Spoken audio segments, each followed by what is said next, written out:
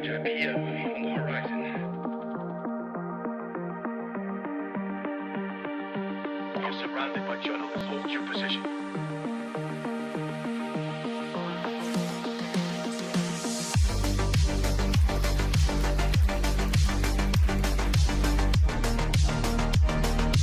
Overnight success.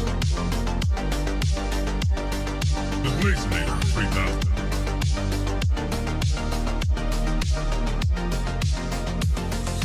Double blaze. Right.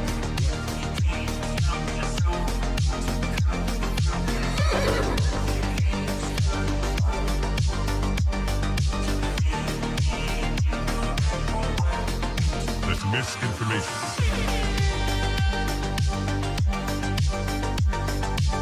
Marking clearing order inbound.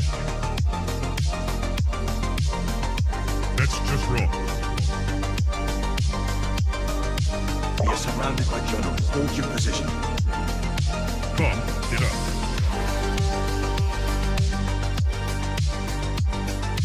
Trust the experts. Vibe cooking. We are experts. Founder mode. Vibe cooking. I see multiple journalists on the horizon. Stand by.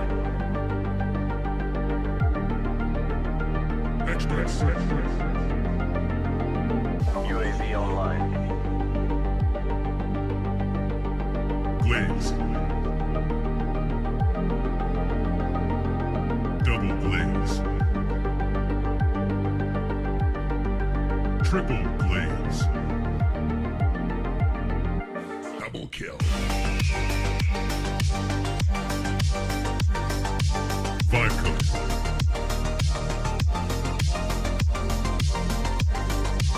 Wrong.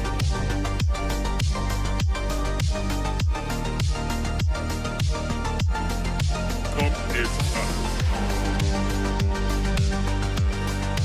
Blaze.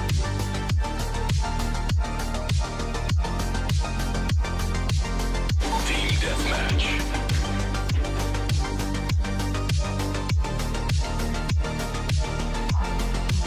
We are experts. Triple blaze. That's just wrong. Right.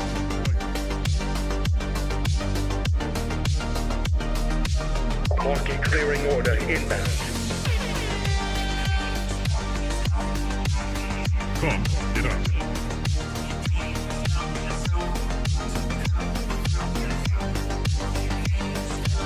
You're surrounded by journalists. Hold your position.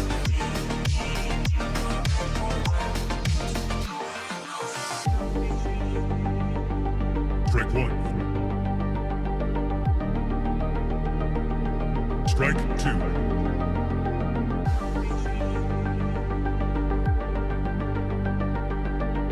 Activate Golden Retriever mode.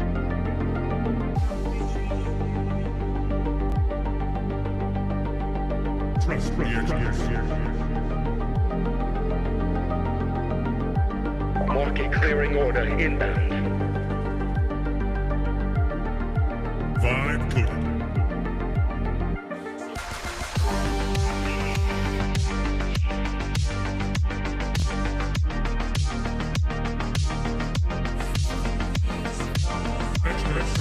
I see multiple journalists on the horizon. Stand by. Founder mode.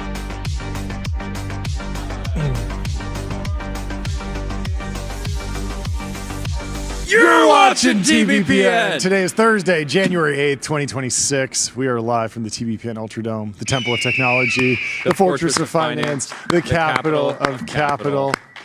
Ramp. Time is money. Save both. Easy to use corporate cards, bill payments, accounting, and a whole lot more all in one place. I wrote about Cha-Ching, the Apple Card. Minor news first, yesterday. we have to- Oh, yeah. please. You have to ask. Somebody sent us a bunch of weights. Yeah. And this one is a 10. There's quite a few of these. Are you trying to say something? Is this you think the upper limit?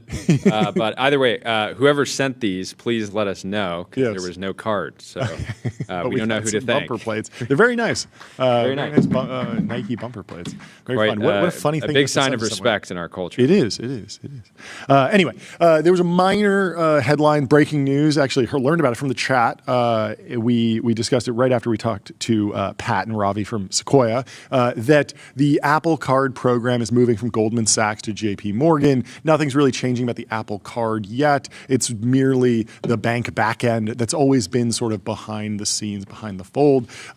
But it's even though it's a minor headline, I think it's an interesting story of just how Apple got to the point where they have a credit card, what that means, what the decisions, what the trade-offs were. And I wanted to go back all the way to the Steve Jobs era and think about how would he be down with credit cards? You're giving leverage to your customers. You're giving credit. You're in the debt business. It's a different business. How did he think about it, and how did we get here? The headline is that the Apple Card program has millions of cards issued. There's $20 billion of debt that's accumulated across all the cards, and the portfolio is not doing well. So normally, if you have a co-branded credit card, like a JCPenney or a Macy's credit card, and it's aligned with a brand.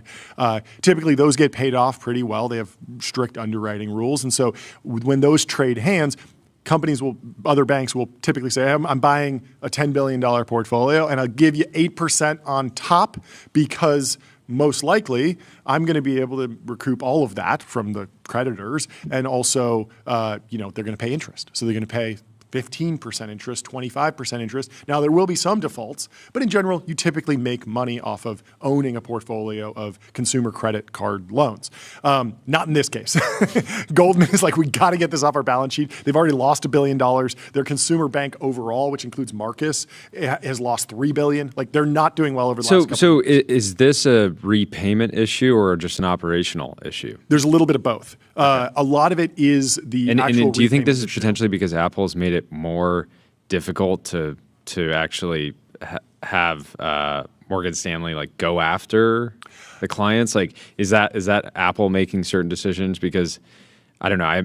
I have to imagine it's not like their underwriting criteria was wildly different than any other credit card in that category. Wildly different, but I'll get into some of the pitfalls that led to this place. So the $20 billion card balances, that's trading. JP Morgan's acquiring that at a $1 billion discount. Instead of an 8% premium, you would expect that they would pay 21.6. They're actually paying 19 for this. And then they're going to have to go and recoup some of it.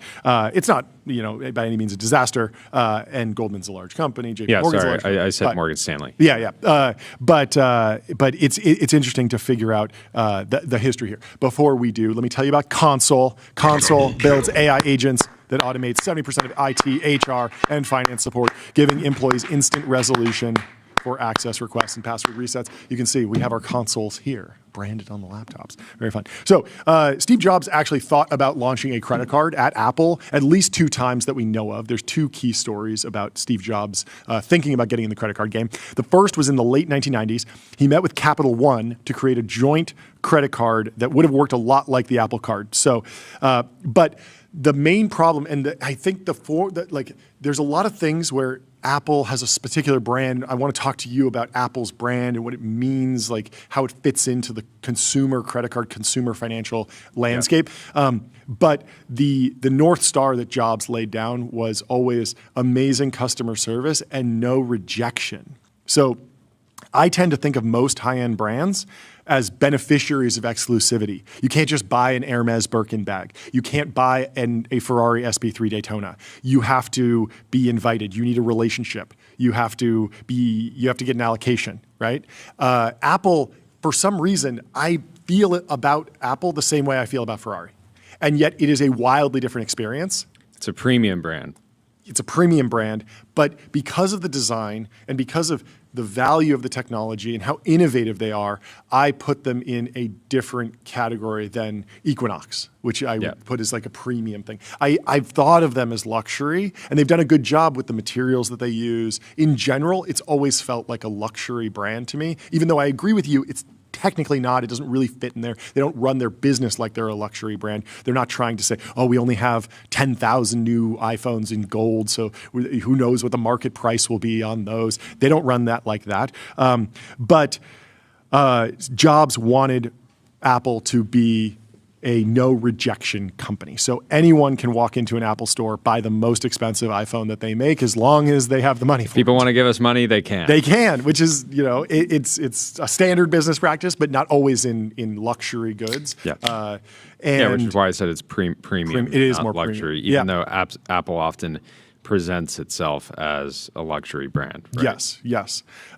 Quickly, let me tell you about Linear. Meet the system for modern software development. Linear is a purpose-built tool for planning and building products. Let me also tell you about the Linear run of show today, the Linear lineup. We got Delian Asparouhov He's back on the show. He's back. We're going to dig into 18 appearances last year. Yeah, 18. And he's starting strong in the Hopefully first week. 180 this year. I would love that.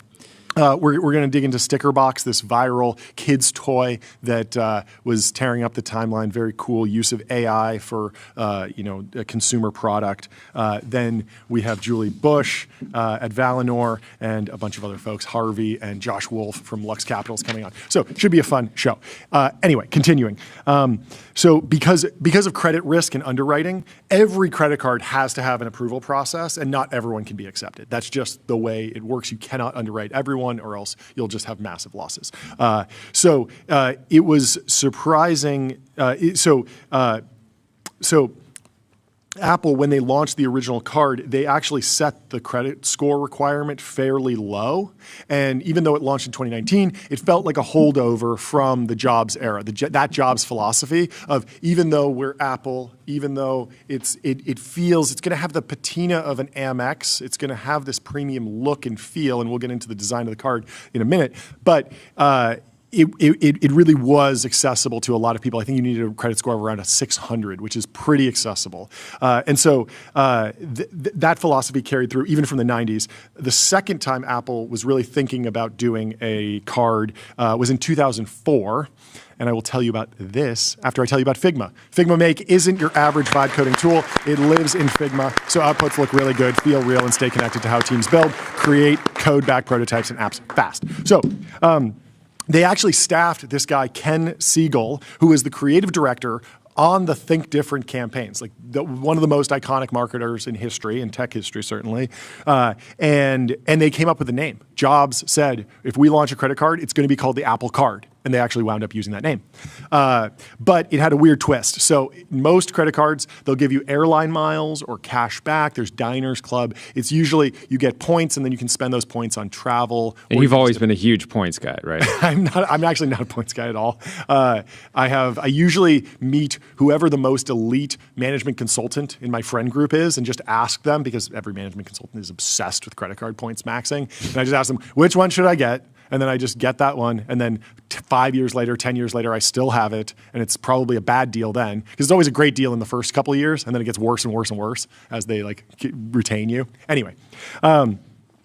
So instead of airline miles or cash back, this proposed Apple Card from 2004, you would get points, and you could only spend the points at the iTunes store to get free songs. What a funny, I mean, at that moment in time, that was pretty cool. Yeah, it's kind of a cool idea.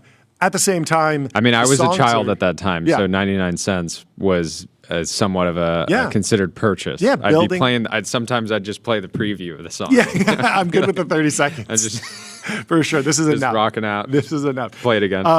But it is somewhat genius because there's sort of zero marginal cost on music, certainly on the distribution of music. Now, they do have to pay royalty fees, but there's already a built-in margin there. So that 99 cents, a lot of that went to Apple. Remember, they take 30%. So they're giving you psychologically $1 worth of value. You go and spend $100. You get 100 points. 1 point is 1 cent. You buy the 99-cent song, but they are taking home another 30% on top of that. So the economics would have been really, really good, but it is sort of gimmicky because people want to spend points on a lot of They're things. like, and I'm happy to get free flights and and hotels. I think there's something psychological about having, a credit card that you spend money on for a couple of years. You get a whole bunch of points, and then you're like, wow, I got a free flight to a vacation that I'll remember forever. That's a very good association with whatever credit card brand you had. And as opposed to, okay, yeah, I bought a bunch of my favorite music, and then 4 years later, Spotify came out, and actually my iTunes library is basically useless, right? Yeah. Tyler? I was just going to say, it's like the same thing, because it's like instead of a trip, it's like, oh, I bought this Chief Keef album off my Apple Card. I'll always remember that. And now my life is a movie. I will remember that. I hate being sober. We got to watch that clip. I need to pull that up. So they were going to use, they called them iPoints, and you would be able to redeem them at the iTunes store.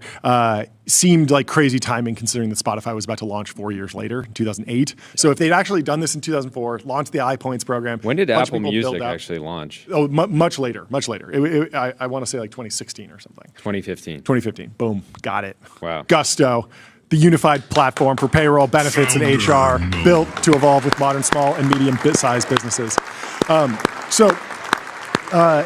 The other key feature that Apple always wanted, and this went back to Steve Jobs, that they always wanted with the Apple Card, which you don't often think about with credit cards, but is amazing customer service. And so most people, their credit card just works. Apple did a couple of unique things where it integrate with the wallet, but mostly they just wanted extremely high levels of customer service. When you have a problem with your iPhone, you go into the Genius Bar. There's someone who's friendly. They are very good about getting you in at the right time. Imagine one of the people at the Genius Bar breaking your kneecaps. Because you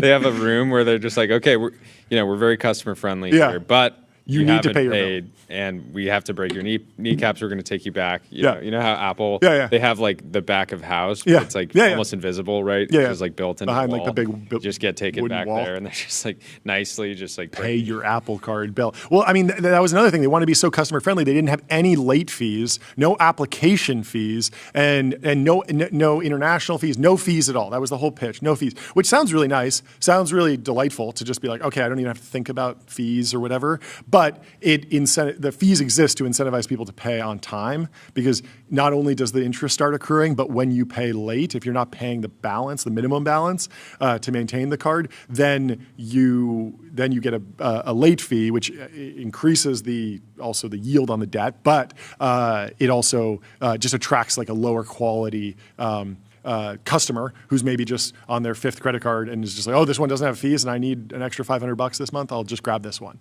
And it's a less considered decision to bring into their financial life. So the customer service thing was really an issue because with Apple, they have years and years. I mean, since I don't know, probably like the 80s, like the Christmas time was when people would gift each other MacBooks or Mac computers, and they built up. And so they have a whole workflow for how do we hire a lot of people around the Christmas time? How do we staff the Genius Bar? How do we educate people? How do we pay them? They're in the tier 1 cities, so they can have great people working there. It's a very high dollar revenue per square foot in those Apple stores. So the whole model works, and they've built it up very slowly. Goldman didn't have experience in consumer banking. Like the default customer service experience is I'm calling my banker, my Goldman banker, and I'm like, I need to sell my company for $1 billion.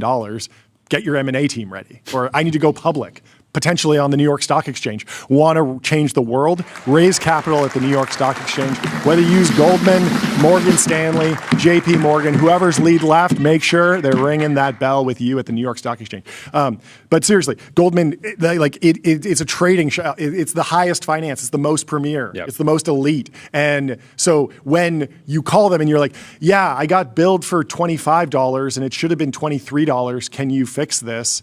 Well, they need a new team for that, and they need to build up that team. And that's not rocket science. Like I do think Goldman should have been able to figure that out, but Apple also wanted another consumer-friendly feature. They wanted all of the bills to drop on the first of the month every month.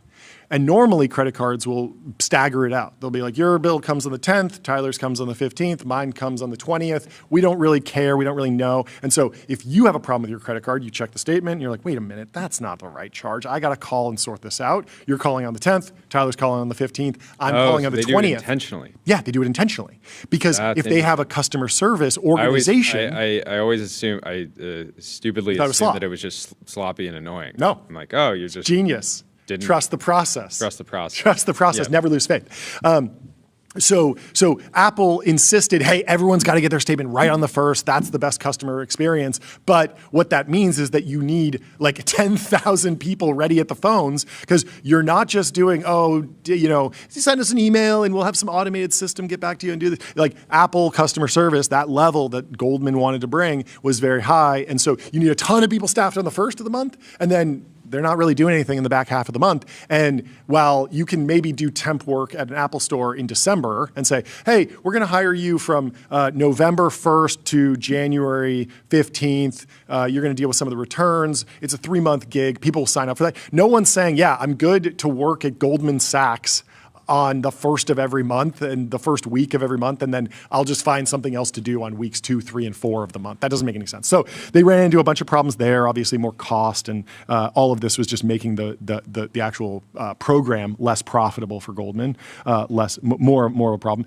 And we talked a little bit about the fees of any kind. Now, there was an opportunity. Goldman was the whole reason why they jumped at the opportunity to work with Apple, and they kind of bent over backwards because Apple had tried this they went to a whole bunch of other banks, remember going back to Capital One, and every bank had said, like, no, are you crazy? You can't do this. Like, you can't give everyone in the world a no-free credit card with great customer service. Like, you're going to lose money, Apple. And Apple They're like, no, we want to give everyone a free lunch. Exactly.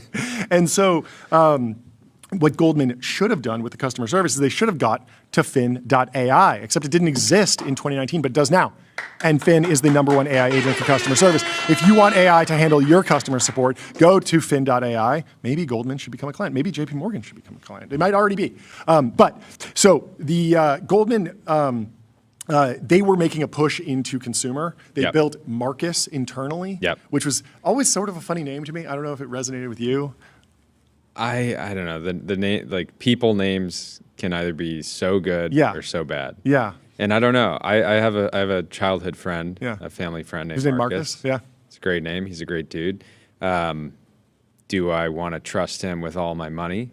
I don't know. Oh yeah, it's funny. Like it might be like, yeah, my smartest friend is Marcus. I love this brand. Or it's like. Anyways, I texted a buddy who has some context on this whole deal, and so he is in a meeting, but he fired off some notes. I asked him, like, why how did this happen? Basically, he says, GS effed up the plan. DJ D Sol was told to shut down Marcus and Consumer or get That's out. David Solomon, the CEO of Goldman. Or get out of the job. So he cut all of Marcus except for savings. Then GS had a multi-year process to find a bank that Apple would approve, right? They're not just going to say, like, we're out.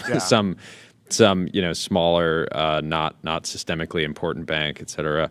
Then they had to figure out price, which includes opportunity cost of selling for a discount compared to running out the contract to 2030.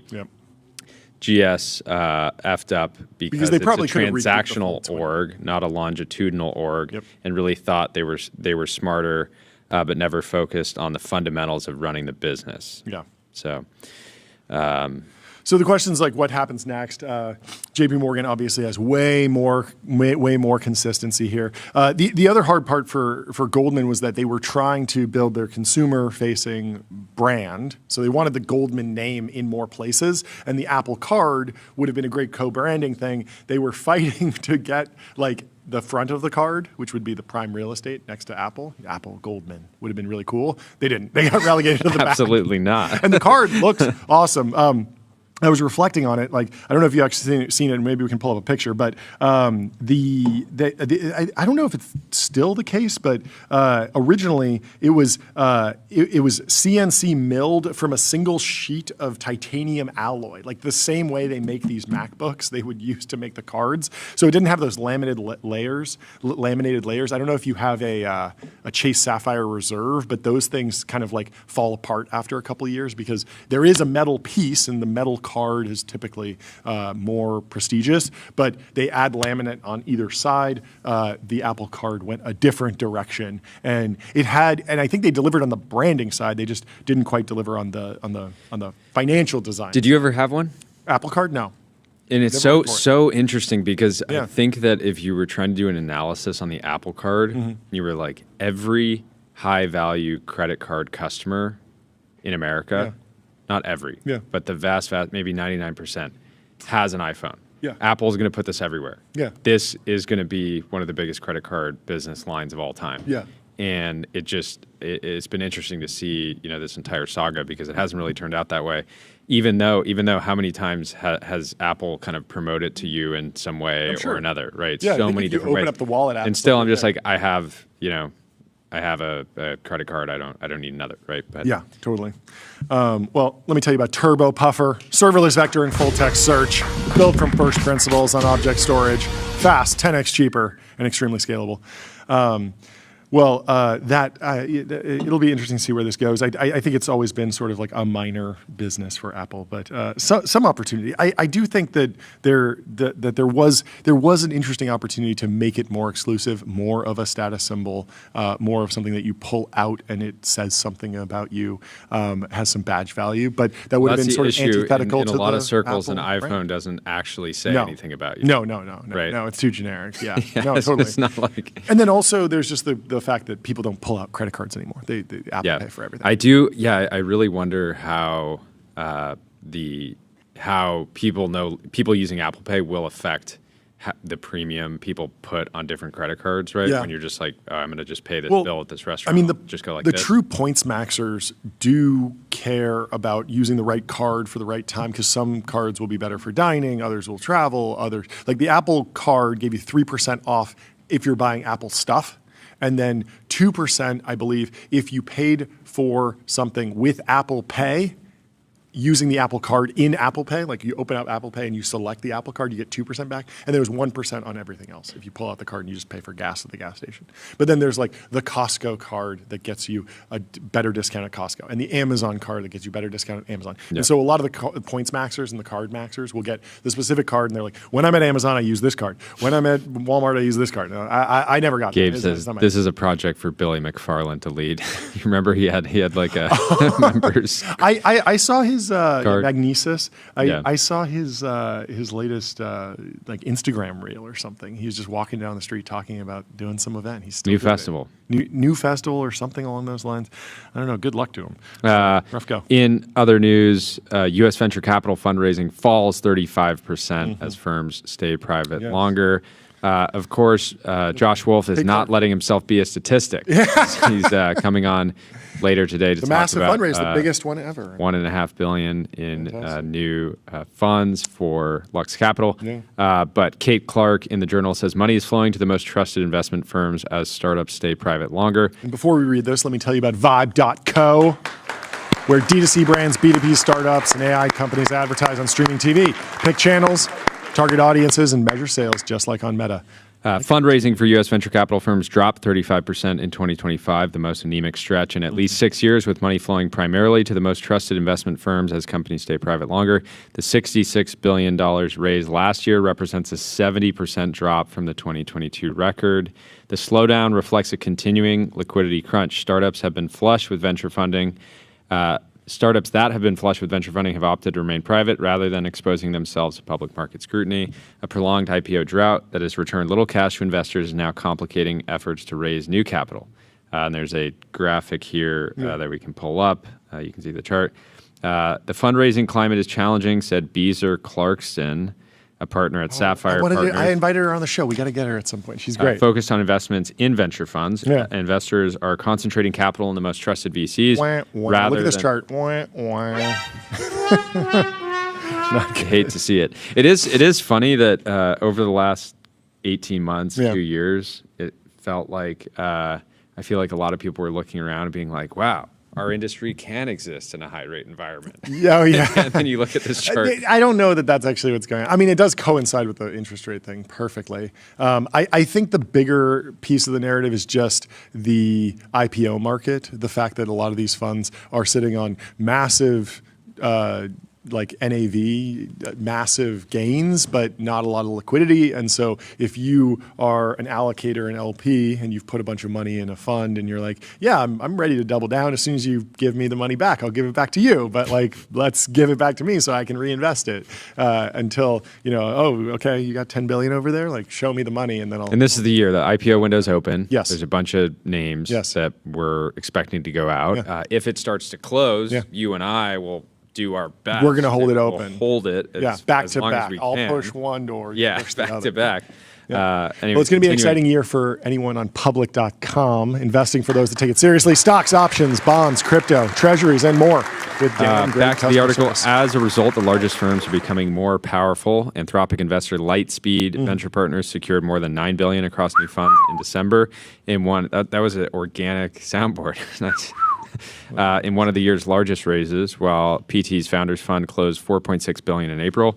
New fund managers, by contrast, are facing an increasingly tough fundraising environment. The drop in fundraising helps explain why cash-intensive AI businesses are looking beyond traditional venture firms for capital, such as the deep-pocketed sovereign wealth funds, family offices, and hedge funds. Collectively, the venture market doesn't have the firepower to do this investing, Clarkson said of the largest AI rounds. It must be coming from other sources as well. And kind of left out the hyperscalers too out of this, which have been a key player in some of these later rounds. Totally. Funding for US AI startups reached a record $222 billion in 2025, more than double 2024 levels. So we have $66 billion in new funds raised, $222 billion actually going into startups, and of course, a lot of that again is non venture capital firms. Yeah. Still seems like a good time to build a company. Still seems like there's plenty of Always a good time. Always a good time.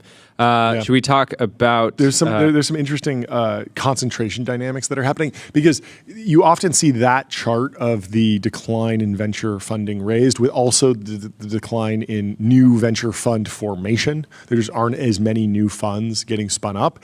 Obviously, we talked to some folks that are getting new funds off the ground, but a lot of it's not 2021 anymore, where there were like a new fund every single day.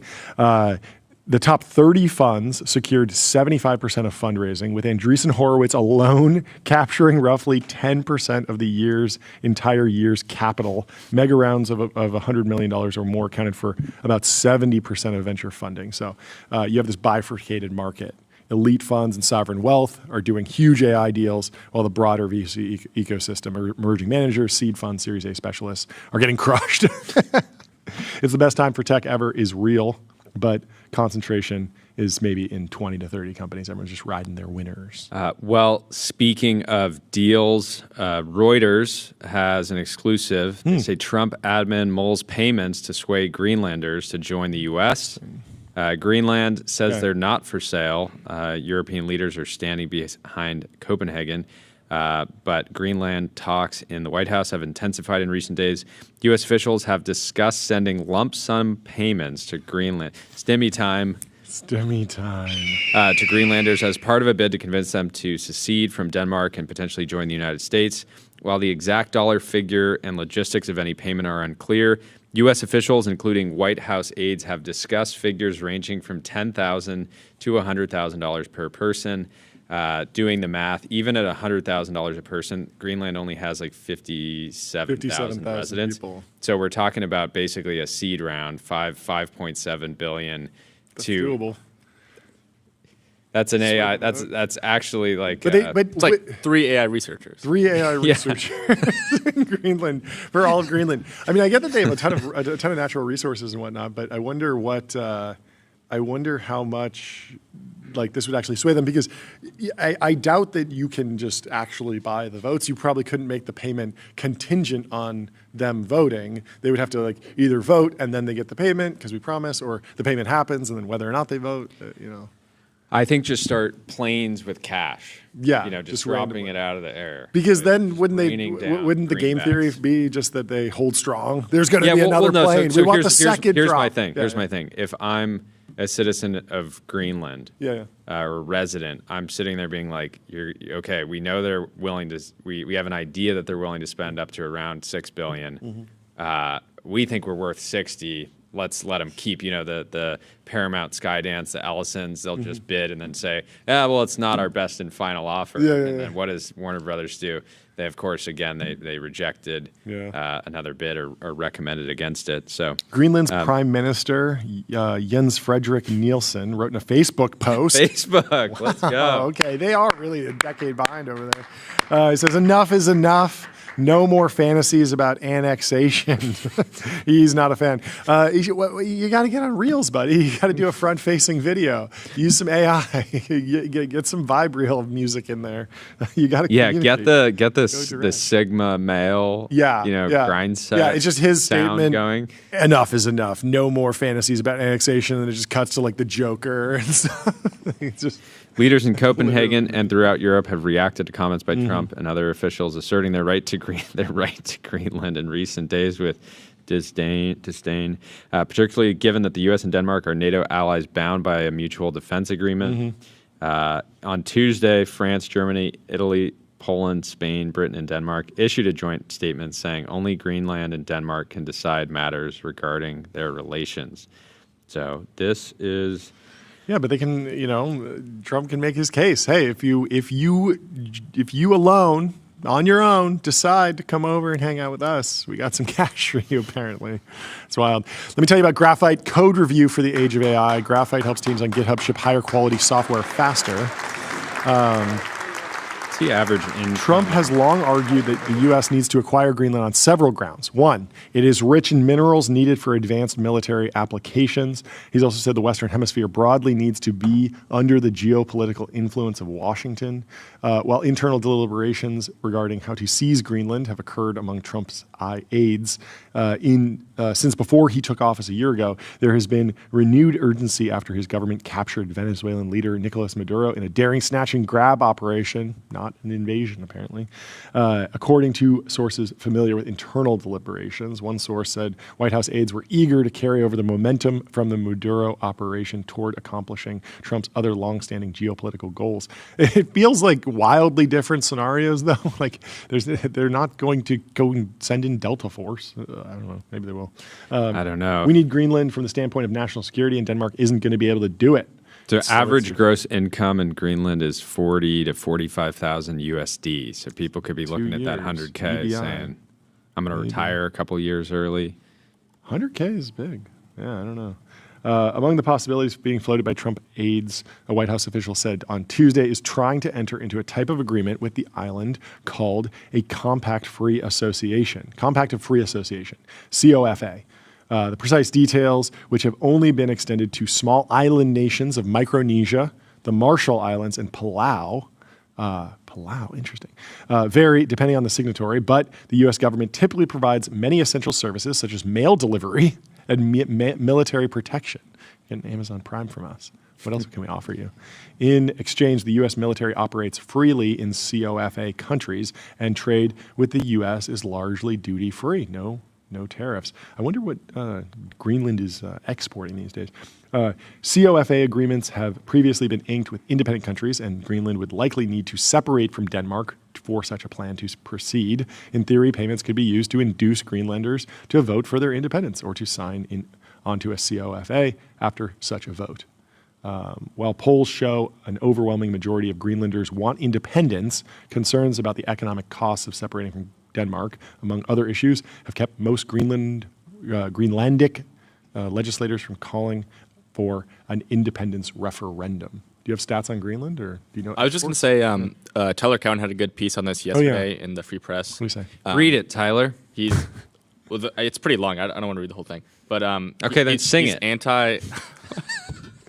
He doesn't want us to actually like buy it, right? It's like bad. You need to convince them to come over. But he does like I think he wants Greenland to become in possession, or the U.S. to become in possession of Greenland, right? Maybe like a Puerto Rico situation. Yeah. So it's like a little bit above Palau. Yeah, it's above Palau. It's not a state though. It's not like and we're not sending the military in. Yeah, we were pitching. So it's such a tough. I mean, it is a tough sell. As much as I love this great country. You mean if I'm live in Greenland, or just if you're in Greenland and you're kind of looking over at the U.S. with binoculars. And I want that crazy stuff over here. Yeah, it's just massive infighting. Chaos. Governors, going to war with Washington constantly, right? It is interesting. The U.S. is like one of the most entertaining countries. It feels like a lot of people are obsessed with our national politics. People don't really follow our local politics or our state level politics or global politics. They mostly follow American national politics. So I don't know. Maybe they get it on it. I have another idea for Greenland. You're saying maybe they're just bored out there and they want to get in the arena. Yeah, get in the box. Get in the label box. Delivering you the highest quality data for frontier AI. Get in the label box. So Puerto Rico famously has just a 3% tax rate on income. So a lot of people go there. And this is why when Jake Paul fights for $90 million, he's actually fighting for basically that number. Wow, right? He's a president. He has one of the few jobs that you can actually do very well from Puerto Rico, which is just train in boxing. Yeah. With a team that you build yourself. So yeah, his insane. Like Jake Paul will actually be a billionaire just from boxing fairly quickly, simply because he's going to do a handful more fights, I imagine. Then he needs about a 2x from there, and he'll be good to go. Yeah, because he's like keeping 97%. Of every dollar. So when you see those headline numbers for boxing events, $100 million, is that to the winner? Who? No, and someone actually gets Jake those? Paul Anthony Joshua fight, okay. I think Jake got 90 something, and Anthony Joshua got just under that. Oh, okay. Around the same. But I think Jake was a bigger draw. So it's more about how much you're drawing. It's like starring in a movie almost. So your star power dictates how much you'll sell. It is crazy that I mean, obviously, be very dedicated to the sport, but it's just crazy to me that you could be such a big celebrity that you can go and do a one-night event and draw that much economic opportunity, and that many ads and that many pay-per-view sales. That's a lot of money. That's remarkable. Anyway, let me tell you about Cognition. They're the makers of Devin, the AI software engineer. Crush your backlog with your personal AI engineering team. So my proposal, Puerto Rico, 3% tax rate. Greenland, we do a 97% tax rate.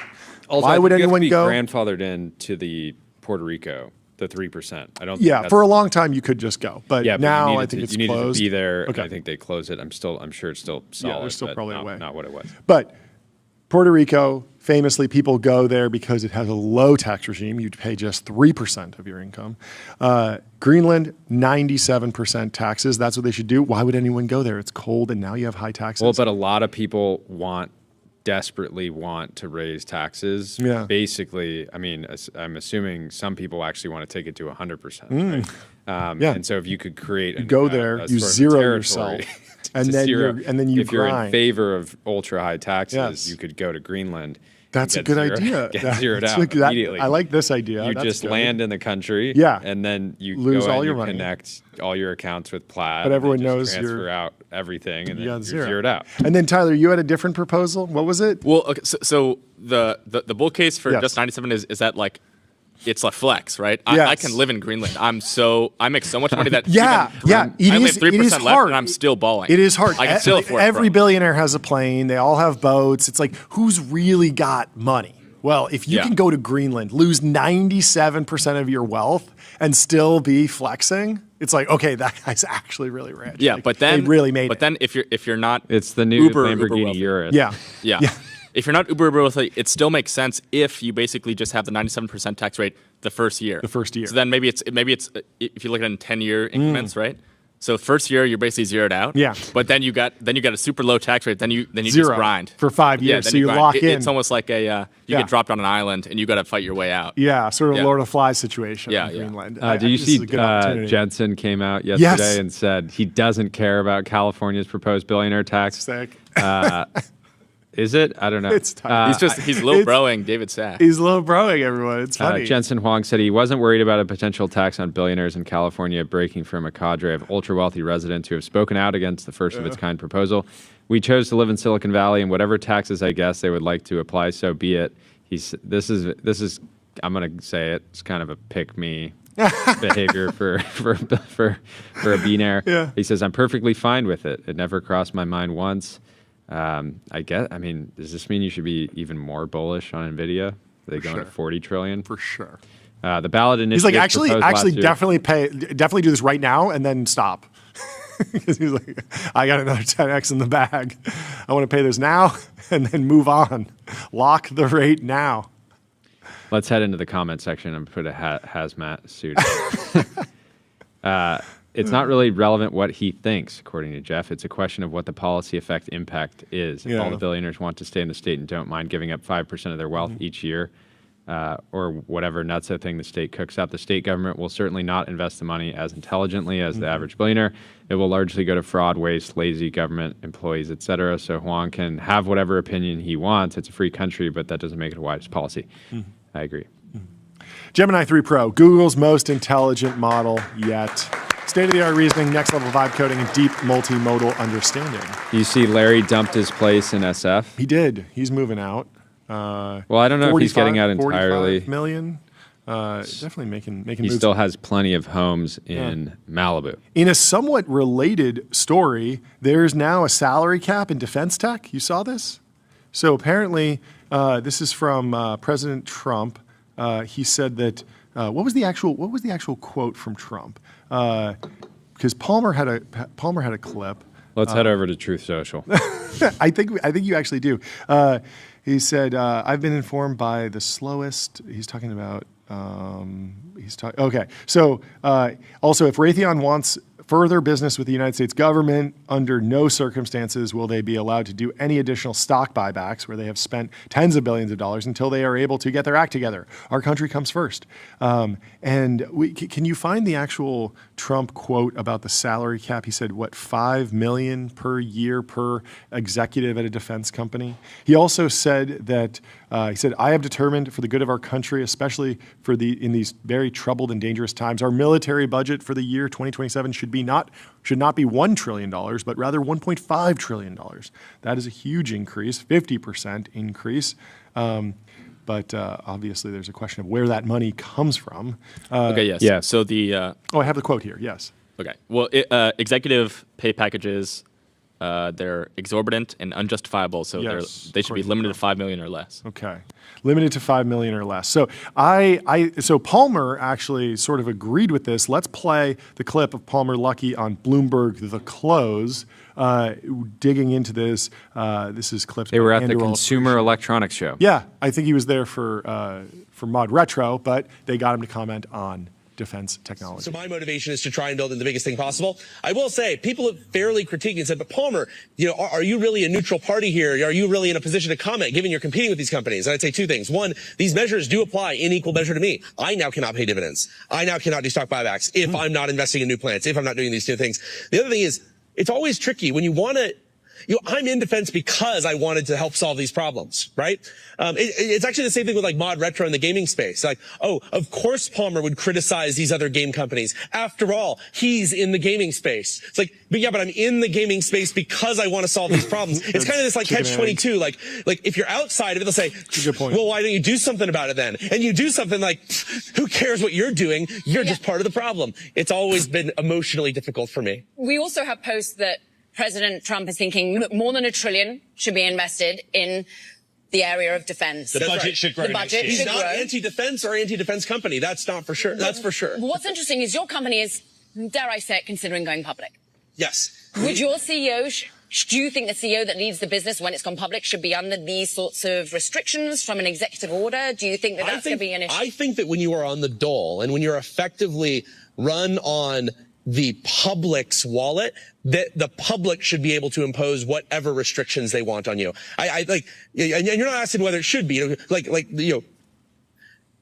if I am getting paid by taxpayers, they should have the ability to elect people, elect representatives, who will then nominate people who can hold me to account in any way they wish. If they want to say that I only pay myself $5 million until I'm caught up with my schedules, they should be allowed to do that. If they say that I'm not allowed to pay myself $1 until I get caught up, I think they should be allowed to do that. When you are working on taxpayer dime, there is no level of oversight or intervention that I am against conceptually. Now, I think some of these might be bad moves. They might not necessarily help the defense base, but in concept, I think everything should be on the table. And I think it's even good maybe to scare some people sometimes. You don't necessarily go to people and say, this is the way it's going to be forever. You say, this is how it's going to be until you get your act together. You remember being a teenager and your parents say, you're grounded until X, Y, and Z. Bring up your grades, solve your problems, and then we will talk about altering the deal. You say, but this deal has so many problems. If it's like this my whole life, if I'm grounded for the rest of my life, that means I'll have no social life. And your parents are not necessarily looking to ground you for life. They're It's saying, so funny. You're Imagine grounded. that. And I think that's what you're seeing right now. It's not necessarily a Raytheon CEO lifetime. impression. Let me jump. That's great. Yeah, I mean, I think Please. using it as an incentive to get these companies to hit the schedules Yeah. that they agreed to as part of these contracts could be effective, right? Especially if it's temporary. Yeah. You know, you can see this kind of executive order setting a precedent that could over time Yeah. be abused or have a bunch of negative effects. It's hard to say now. So this kind of thing is concerning. But you know, I was talking to a defense tech founder the other day who's trying to take over a program from a big prime. Where the prime had gotten like a multi-$100 million contract years ago and had actually not even set up a space to make the things that they were that they had signed up and were getting paid to make. There'd be the lazy bones. Lazy bones. Lazy bones behavior. Yeah. And so, yeah, in that You can't be a situation, lazy bones in that in situation, 2026. if you have a management team that is just like printing, Yeah. regardless on if they're actually delivering on what the Not good. government is Not good. asking and paying them Yeah. to do, Yeah. that's inappropriate. And so I think, And I think has a good Palmer take. is sort of wrestling with,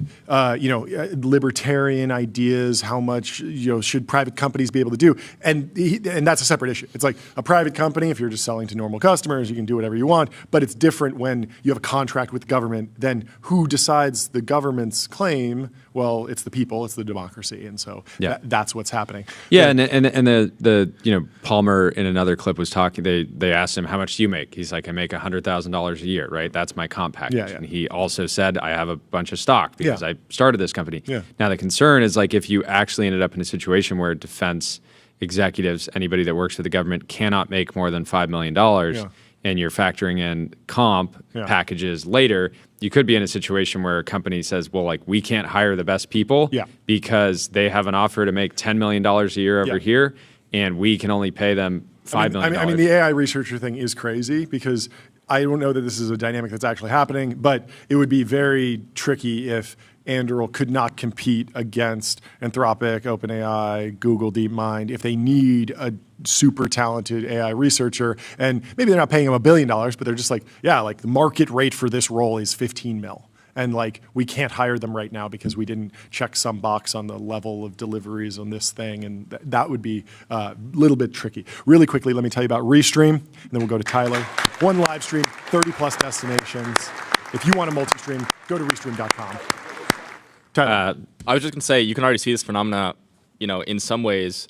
Tim Cook. Yes. It's not a salary cap, right? It but feels like there's a cap. It feels like something's going on. Exactly. He should be paid way more. Yeah, what does he make, 75?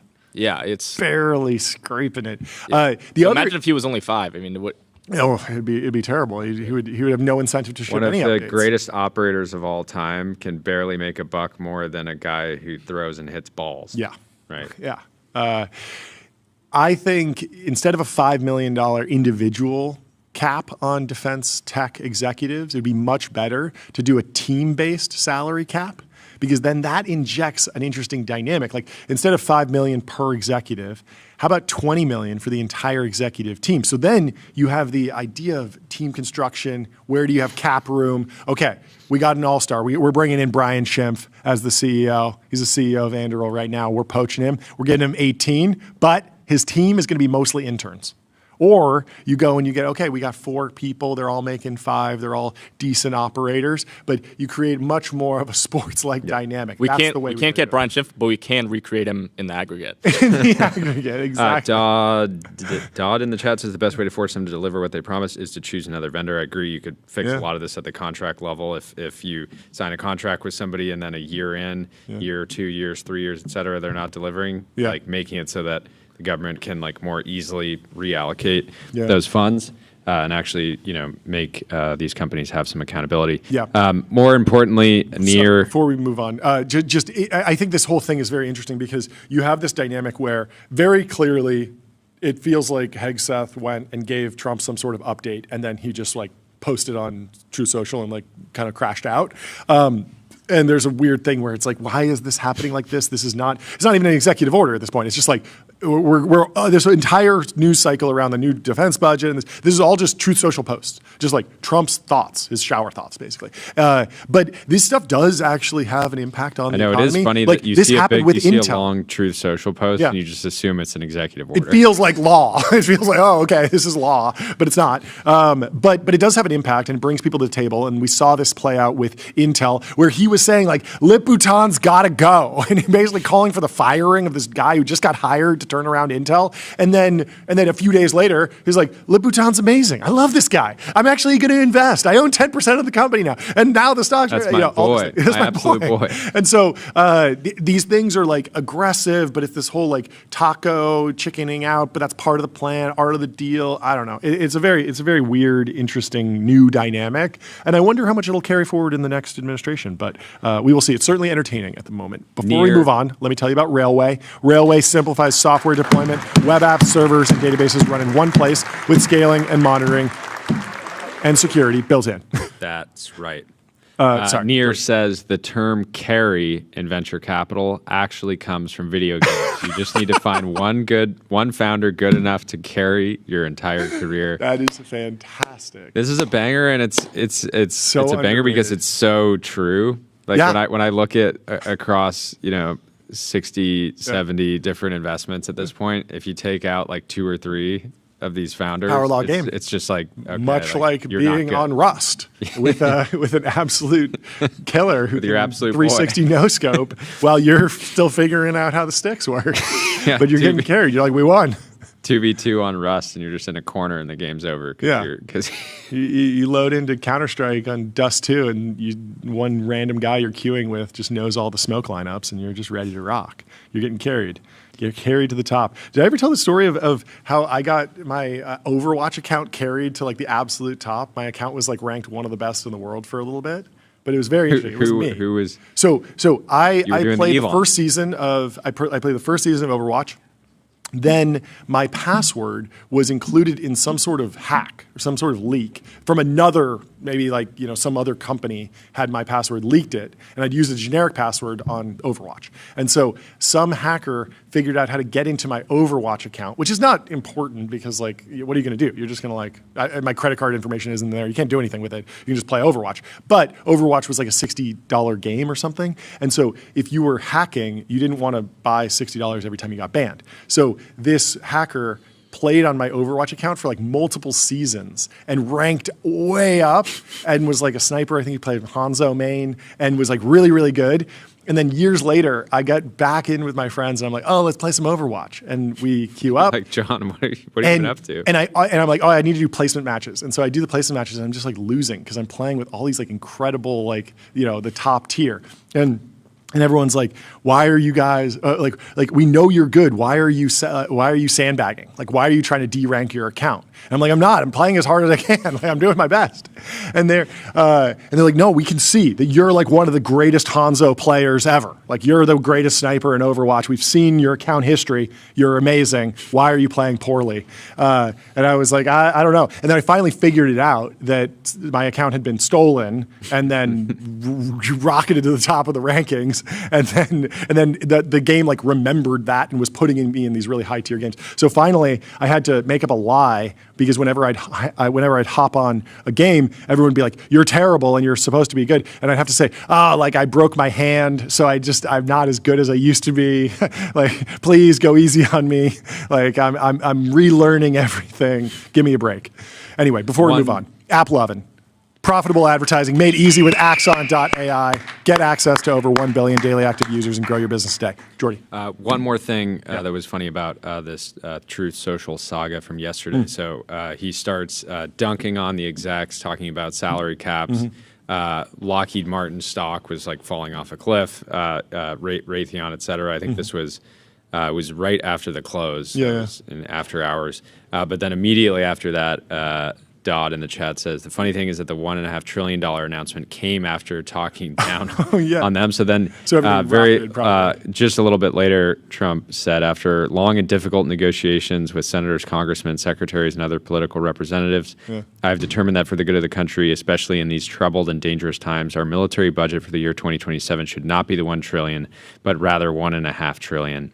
This will allow us to build the quote dream military that we have long been entitled to, and more importantly, that it will keep us safe and secure. And so, anyways, you can imagine what happened to prices after that. If it weren't for the tremendous numbers being produced by terrorists from other countries, and then keeps ranting, talks about Sleepy Joe. I think it's time to retire Sleepy Joe. Just let him be retired. Yeah. Just Joe. Anyways, over to Warner Brothers. Yes. Warner Brothers has rejected Paramount's latest $108.4 billion hostile bid and remain committed. I called it. Loyal. I knew nothing about this deal, but I just randomly said that I think Netflix is going to run away with it. But we'll see. So in the journal, Paramount defends its hostile bid for Warner. How high can they go? Can they go to 200 billion? It seems like Paramount has. They're holding out for the $1 trillion. Endless coffers. I don't know, but Paramount continued pushing its $77.9 billion bid for Warner Brothers Thursday, a day after Warner said it plans to stick to its existing deal with Netflix. Yeah, the photo really did it for me. The aura farming together of the Warner Brothers team with the Netflix team on the lot. On the lot, it feels like these guys are absolute dogs. They're ready to partner up.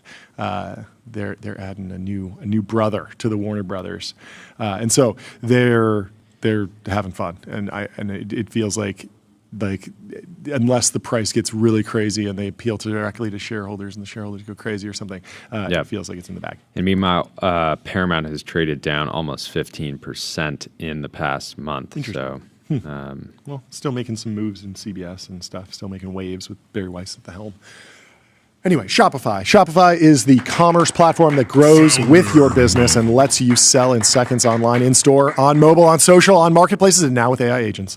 Anthropic raising $10 billion at $350 billion. We talked about this a little bit yesterday. Yeah. We'll get into it more. GIC, Singapore's sovereign wealth fund, and Coatue plan to lead Spencer, the new you absolute dog. Spencer, get in the Ultradome. Explain this to us. This is great. The funding round in the third mega deal in the past year follows a $13 billion investment in September that valued the company at $183 billion. So they're raising less money at almost twice the valuation. Good for dilution. The round's expected to close in the coming weeks. The total amount of the deal could change. The new financing kicks off what is likely to be another banner year for AI startup funding in 2025. We're going to the Axon.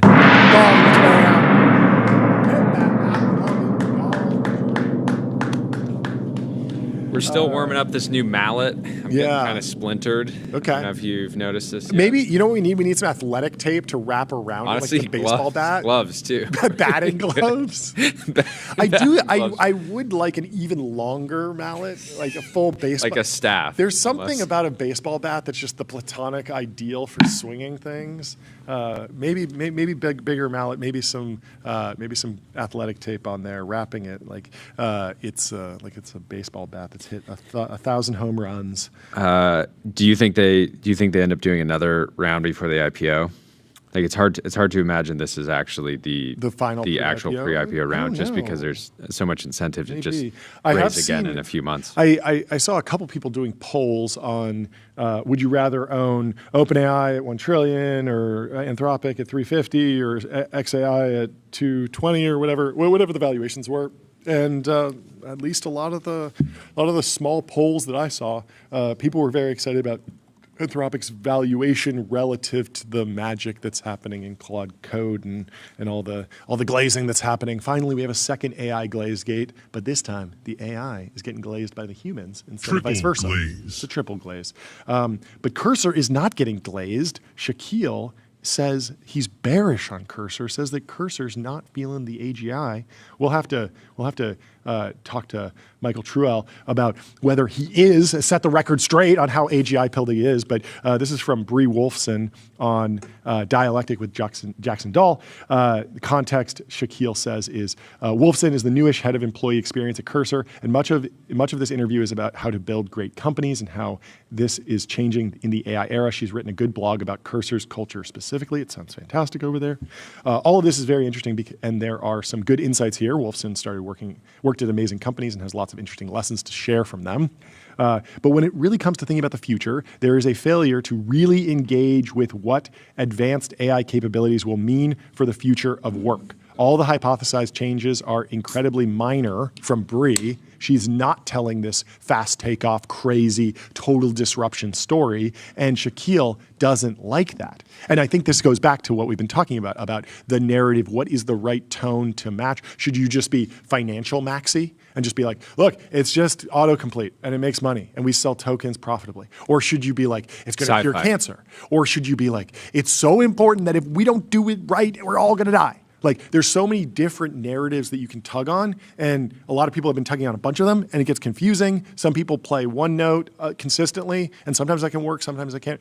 I'm kind of down with Cursor. I like this. I like that Michael is just like, he's a builder, and he tells a good story about that. And like, there are other AI leaders that are telling the doom story or telling the fast takeoff story. I don't think that Cursor needs to necessarily tell that same story, but Shaquille disagrees, but we'll have to dig into this more. What do you think, Tyler? Yeah, I mean, it is interesting because Anthropic, they make such an emphasis on coding. Yeah. They're like, of the big labs, people think of them probably as like the most AGI pilled. Mm-hmm. But it's like Cursor is, all they do is coding, and there's a very different, like, people see them very differently. Aesthetic. Yeah. Well, it's much more of a Centaur adoption, much more of a co-pilot, much less of this drop-in replacement for labor. Yeah, that's true. But I mean, you've definitely seen a lot of the recent Cursor features are getting more and more agentic. Totally. So like the actual product isn't like so completely different, at least like ideologically, right? No. I agree. Yeah, there's something. Cursor has an advantage, which is they have tens of millions of active developers using their product, and so they have a data source on a lot of this that people that are just kind of speculating and on X and reading like science fiction essays about takeoff scenarios. It's like there's something to just like playing the game as you see it on the field, and I think that trying to obsess too much over what the world could look, it's very important to try to plan and build your business around what the world's going to be like in 1 year, 2 years, 5 years, et cetera. But at the same time, if you're building and your business is accelerating and customers are using your product more and more and more, like that doesn't, it's hard to just say, oh, I'm bearish on this company because they're not of this one, podcast interview. So. Yeah. Well, let's move on to some generative AI traffic data. But first, let me tell you about 11 Labs. Build intelligent real-time conversational agents. Reimagine human technology interaction with 11 Labs, the makers of our theme song. So right. Rihard Jark says, you can feel the code red here. Google is absolutely crushing it with Gemini 3. Gemini's market share is now at 21.5%. 3 months ago, it was at 12.9%. 12 months ago, it was at 5.7%. And I remember a year ago when it launched, it felt like a lot of the numbers that we were hearing out of Google were big, but it was because they were including generative AI snippets in Google search, or they were sort of bending it into other products that already had big DAU numbers, and it was not people going to Gemini, installing the app, really daily driving it. It was more demo, more testing. Well, this similar web data seems to show that Gemini has been growing and taking share. Yeah, it's also worth noting that this is just like site visits, and so not every visit is created equally, right? Somebody can land quickly on a site. That's very different from them, being in the app multiple times a day. So this is not looking at app traffic. Well, that's what I love about the semi-analysis chart that shows that you have, users or accounts that are signed up. Then you have the active users, and then you have how many interactions those users have, like how many new chats do they actually kick off over the course of a day, and then also how many interactions, how long are they spending time. And so ultimately the value that's created will probably be more of a proxy for time on site, attention at the end of the day. And so there is a little bit of a gap there where when SemiAnalysis at least ran the numbers maybe 6 months ago, it felt like while there were other AI apps and chat apps that were maybe taking a little bit of share on DAUs or MAUs in terms of total tokens, total interactions, total back and forths, OpenAI was really, really dominant. And so, maybe the narrative's overstated, but it's still some interesting data. And it does show that the code red is real, and it shows that Google's been taking the distribution of Gemini very, very seriously. And they've gotten more traffic, which is good. Near is back. Yes. LM Arena has raised a valuation of $1.7 billion, coming in with a Michael Burry shot. We're gonna have the founder of LM Arena on, hopefully in the next 24 hours. We'll have to respond to this viral 1,000 likes on this. Why do people not like LM Arena? It seems like it could be a fantastic business. I don't know. Well, yeah, I how much revenue are they doing? Sure. What kind of products are they releasing? Yeah. Like, can they get if you're? I'll tell you this right now. You build up a huge reputation. The sterling example of what is the best LLM, the best benchmark possible, can't be gamed. And then you go and you hold an auction, and you sell the best arena, the best LLM award to the highest bidder, and for $1 billion, for $10 billion, and you return all the money to shareholders after you do that, and you give them good vibes for 1 week, and then you burn your entire credibility. Priceless. No. Clearly, there's some like model routing, some infrastructural level. I think we've talked about this before, but increasingly, I think the bull case is not just deciding which model is the best in an LM arena. It's which model is better for this specific type of marketing copy. You're going to Nike and you're asking them which one aligns with that particular business process. How do they evaluate? How do they bring in those models? And then how do they measure uptime? How do they measure all these different things that could result in a pretty significant business decision? And if you can take a cut of that, that could be valuable. I don't know, but we'll have to talk to the founder about it. Do you have any take on LM Arena? Fan? I don't have a take on like the business side, but as a product, it's very useful. It's always cool to look at. I mean, because they always get the new models before, so you can always see like whenever a new image model comes out, it's always there first, so you can kind of see what are the vibes. But yeah, it's a good. I enjoyed the product a lot. In the vibe economy, it's potentially dramatically undervalued in the leaderboard economy. Yeah, I think the vibes. I think over the past few months, you've definitely started to see like, okay, this Exanon is like likely being paid by a lab. I think you're starting to see that. Yeah, it definitely happens. Anyway, they probably, I don't know. There's a bunch of stuff here. Do you use Tailwind? Yes. Have you heard about the Tailwind drama, this whole thing? Tailwind laid off 75% of their team. I read the post. Pretty rough, the post. The reason is so ironic. Their CSS framework became extremely popular with AI coding agents, 75 million downloads a month. That meant nobody would visit their docs where they promoted paid offerings, resulting in a 40% drop in traffic and an 80% revenue loss. And people are really, really upset about it. Very sad. It feels like they need to pivot aggressively and figure out some other way to integrate. The founder posted a video or basically a mini podcast yesterday. He just said he went for a walk and just was talking for 30 minutes. I listened to half of it this morning. Sad story. They have a small, super talented team. He had to lay off a number of their engineers, so now it's the 3 owners of the business plus one other engineer. There's 4 of them now trying to maintain it. He's optimistic, but he basically was saying he was just looking at his revenue go down a fixed amount every single month, which means that it was a greater and greater percentage of the revenue. And so he was like, we're just going to be dead in less than a year. Because a lot of what they did, I think their paid offerings were like selling components, pre-assembled code. And all of the chat, all of the LLMs can just one-shot a component. If you need a pop-up or a modal or a button, you don't need to pay attention. Bology was saying it'd be great if like a big lab just said like, hey, these are a talented team. Oh, that's Why a good don't you idea. come, join like an Anthropic. Yeah, I mean, I don't know much about the founder, but it does feel like time to go into deals guy mode and find just a completely different mode of operation. I have to imagine that these folks are talented, and I imagine that if they landed at some big corporation doing front-end transformation of a massive surface area, or going to a fantastic. place like Lovable or Figma, that would be great too. But even cool. even just going inside of like a Salesforce or some sort of like some product where they have a ton of surface area and they're working on modernizing it, but you have this new team that comes in and they have but I'm sure they want to keep building. Sure.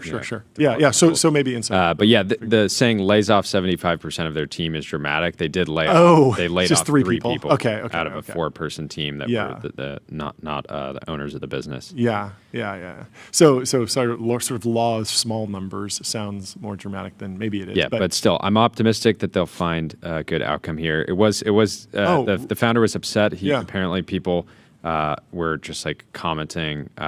People were really mean to him. Being like, hey, I can't prioritize this feature right now because my business is dying. Yeah. And they're like, you're going against, the what it means, philosophy of open source. He's like, John Ludig wrote this in his piece on open source AI. Like, the open source community is beautiful in many ways. It gives these like incredible technologies that people can build on. But people also like freebies, and they get very mad when you take them away, and they get mad when they don't get them. Everyone loves free stuff. Everyone loves a free lunch, and everyone loves Plaid. Because Plaid powers the apps you use to spend, save, borrow, and invest, securely connecting bank accounts to move money, fight fraud, and improve lending, now with AI. Dylan. Wait, really quickly. Ryan in the chat recommended that we have Mike Vining on the show, which I would love to have Mike Vining on the show. Do you know who Mike Vining is? I do not. Well, guess what? He inspired he's at the X guy now? who you just saw in your new favorite movie, Sicario. Wait, he works for X. No, he's on X. No, he joined the platform, but he does. I read that as you but recently. He's an incredible military hero. He has some fantastic stories. I've listened to him on a few podcasts. Very, very interesting fellow, and he's very viral because he has these iconic images of him on Delta Force missions, but he's wearing like what looks like an IT guy outfit. So it's like a starched white button down with a pocket protector, and he has these big glasses, and he's walking not, out of the Black Hawk. Yeah, exactly. So he's not wearing the normal like military camo with the bulletproof vest. He's just there to like clean up and stuff. It's crazy. So he's a personal hero of mine. And all-time Aura farmer. All-time Aura farmer. Seriously. That is for sure true. Would love to have him on the show. He's done other shows, so it would be very interesting to hear from him. This company Flip said Flip is hiring. We're hiring posters, engineers, product growth, ops, designers, interns, and roles that do not yet have names. And then 24 hours later, they quoted their own post and said, "We've just deleted half the applications at random. We do not want unlucky people working for Flip." Well, they already have a poster on staff because that is very funny. Wait, it says it's the Lucky Company? So I'm assuming it has to do with gambling. Of course. I actually... So I think the product, what they're trying to do is basically you pay more for a product or get it free. Oh, it's like that meme. I've seen people joke about that, and then I saw there's this poster they're does bringing these. Gambling into credit cards. Yes. I saw a poster We're bringing gambling into debt. There's someone who like vibe codes different UX mock-ups for funny concepts. There's that famous one by Aiden of like the Google Maps with a fog of war. So as you move around the map, it shows you where you've been, and you unveil the map like it's a video game. There's a whole bunch of these, and one of them is like the double or nothing on your checkout, which is a crazy idea. I don't know. On the topic of luck, at one point, very early in my career, I wanted to create a direct-to-consumer product called 5 Hour Luck. And the whole concept would be like it'd be a 5-hour energy shot, but the pitch was that it would make you lucky.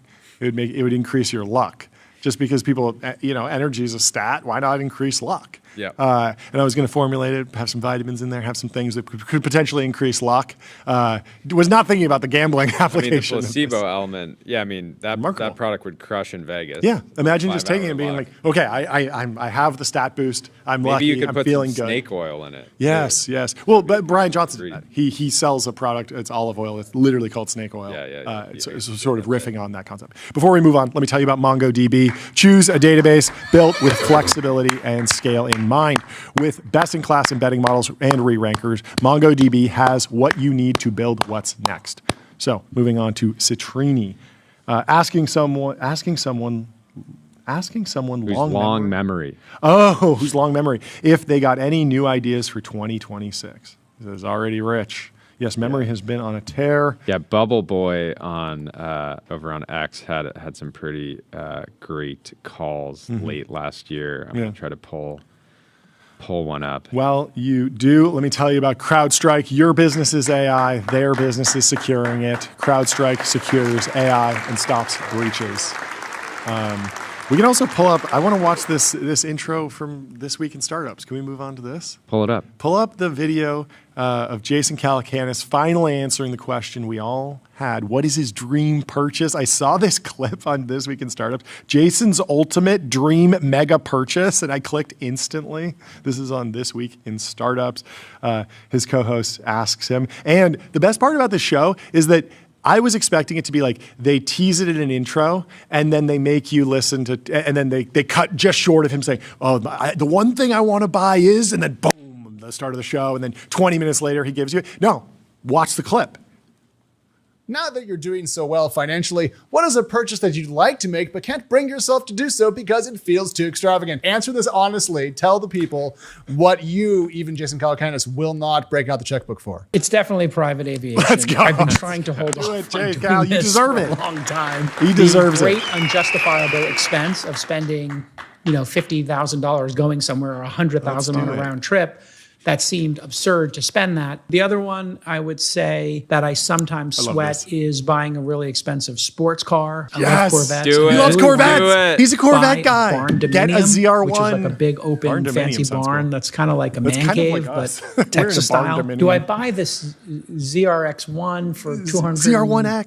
$250,000 or do I Do buy it. Do it. Do it, J. Cal. $50,000 Corvettes and have a little collection? I like a that, lot of the these collection things of become Corvettes. cognitive load. This Week in Okay. Startups is Okay. brought to you by... You don't get the ad. Shout out to their sponsors for making it possible. I love that. I love think that he's a Corvette guy. J. Cal deserves it. He deserves it. He's worked Deserves really hard. One of the greatest to ever do it. Been in the media business for decades. My welcome Was to doing Silicon Valley. TBPN like in the early 2000s. And you know who his first guest was ever? David Sachs. It's the craziest thing. And they go and they do calls from entrepreneurs, and you can actually track what those entrepreneurs do now. It's very interesting.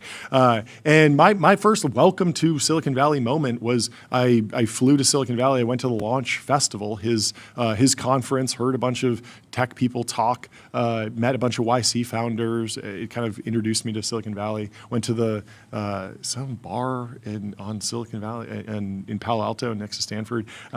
It was a lot of fun. He was very nice.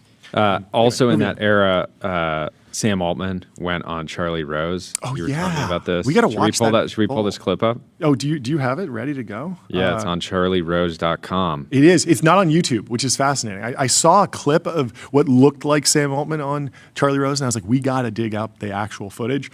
While we do, let me tell you about Lambda. Lambda is the superintelligence cloud, building AI supercomputers for training and inference at scale from one GPU to hundreds of thousands.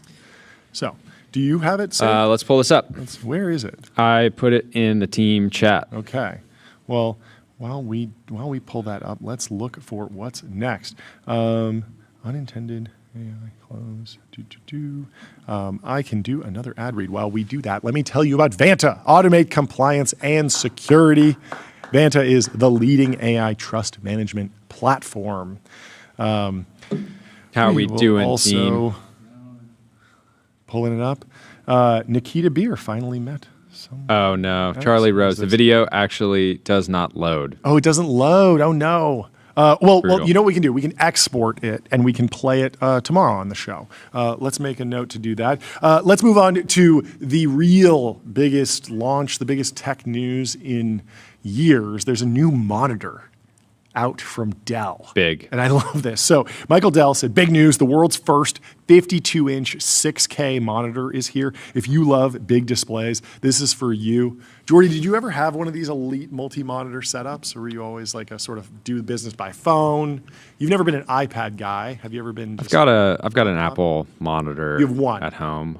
I find it hard. I mean, as like a guy who has been building companies and investing, you're basically an email phone, guy. email, Zooms. So, it's not code over here, this and that, monitoring situations. You're an amateur when it comes to monitoring situations, is what you're saying. But I do enjoy, I have an Apple monitor at home. I enjoy it, but it's nothing like this. This is incredible. So it's much bigger than the Apple Pro Display XDR. Is it curved? It is curved. It has to be curved at that size because you're basically sitting your face is right up against a TV. 52 inches. And it's funny in many ways because first let's play the clip from Rob Moore where he says Dell just released the product that Michael Dell and David Senra alluded to in the David Senra podcast episode. After 42 years, Michael Dell's enthusiasm for new products coming out of has CES, not dulled. the thing that we're most excited about is just a bigger screen. It's awesome. It's awesome. So let's play this. That obsession has not dulled. We were just in your office and you were showing me one of your new unreleased products that we can't film or photograph. But you were like, I was like, this is like a kid on Christmas. Like you're still it's a super cool product. Yeah, I'm very excited. I told you I'll buy one. I think it was cool too. I'm going to buy one as soon as it comes out. But I just love this enthusiasm that is just not dulling. That obsession has not dulled. That's great. Great. Heartwarming. And what's really funny is that there was that sort of like tease. Michael Dell just posts it and says it's out here. You can just buy it. And then this poster, Ben Badjarin, the CEO and principal analyst at Creative Strat, says this monitor from Dell is amazing, and I have had one for a few weeks. Easily the best monitor I've ever used, and even at 120 hertz, still capable to game on. So it's like, when did this thing release? Like, it doesn't have the fanfare of like a normal product release cycle where there's like pre-orders, but it's very fun and it's been very hyped. And I think we should get some because we have a whole host of screens arrayed randomly, and it's not very aesthetic. And you have the opportunity to simplify. You can actually display 4 different full computers, I think in fairly high res, just tiled on one screen, so you can run 4 different displays and separately. It's $2,900. Not bad. I thought it was even less. I don't know. Anyway, Phantom Cash. Fund your wallet without exchanges or middlemen and spend with the Phantom card. We have a major white pill. Oh, we do. Drew Tuma is reporting for the first time in 25 years, not a single square mile of California is dry on the U.S. drought monitor. The rain is back. Thank you, Augustus. Have to go back to December 2000 to find a similar situation. If you're 25 or younger, you've always lived in a world where California has been entering or recovering from drought. So we are incredibly back. Yes. We should talk about the title of the stream, Julia Black's TBPN Exposé in Vanity Fair just dropped today. If you go to vanityfair.com, we're right there. And it's been a lot of fun working on this piece. We got to do a very fun... To be clear, there wasn't a lot of work for us. But we got to getting hang out interviewed, with Julia. hanging out with her. And I mean, it was...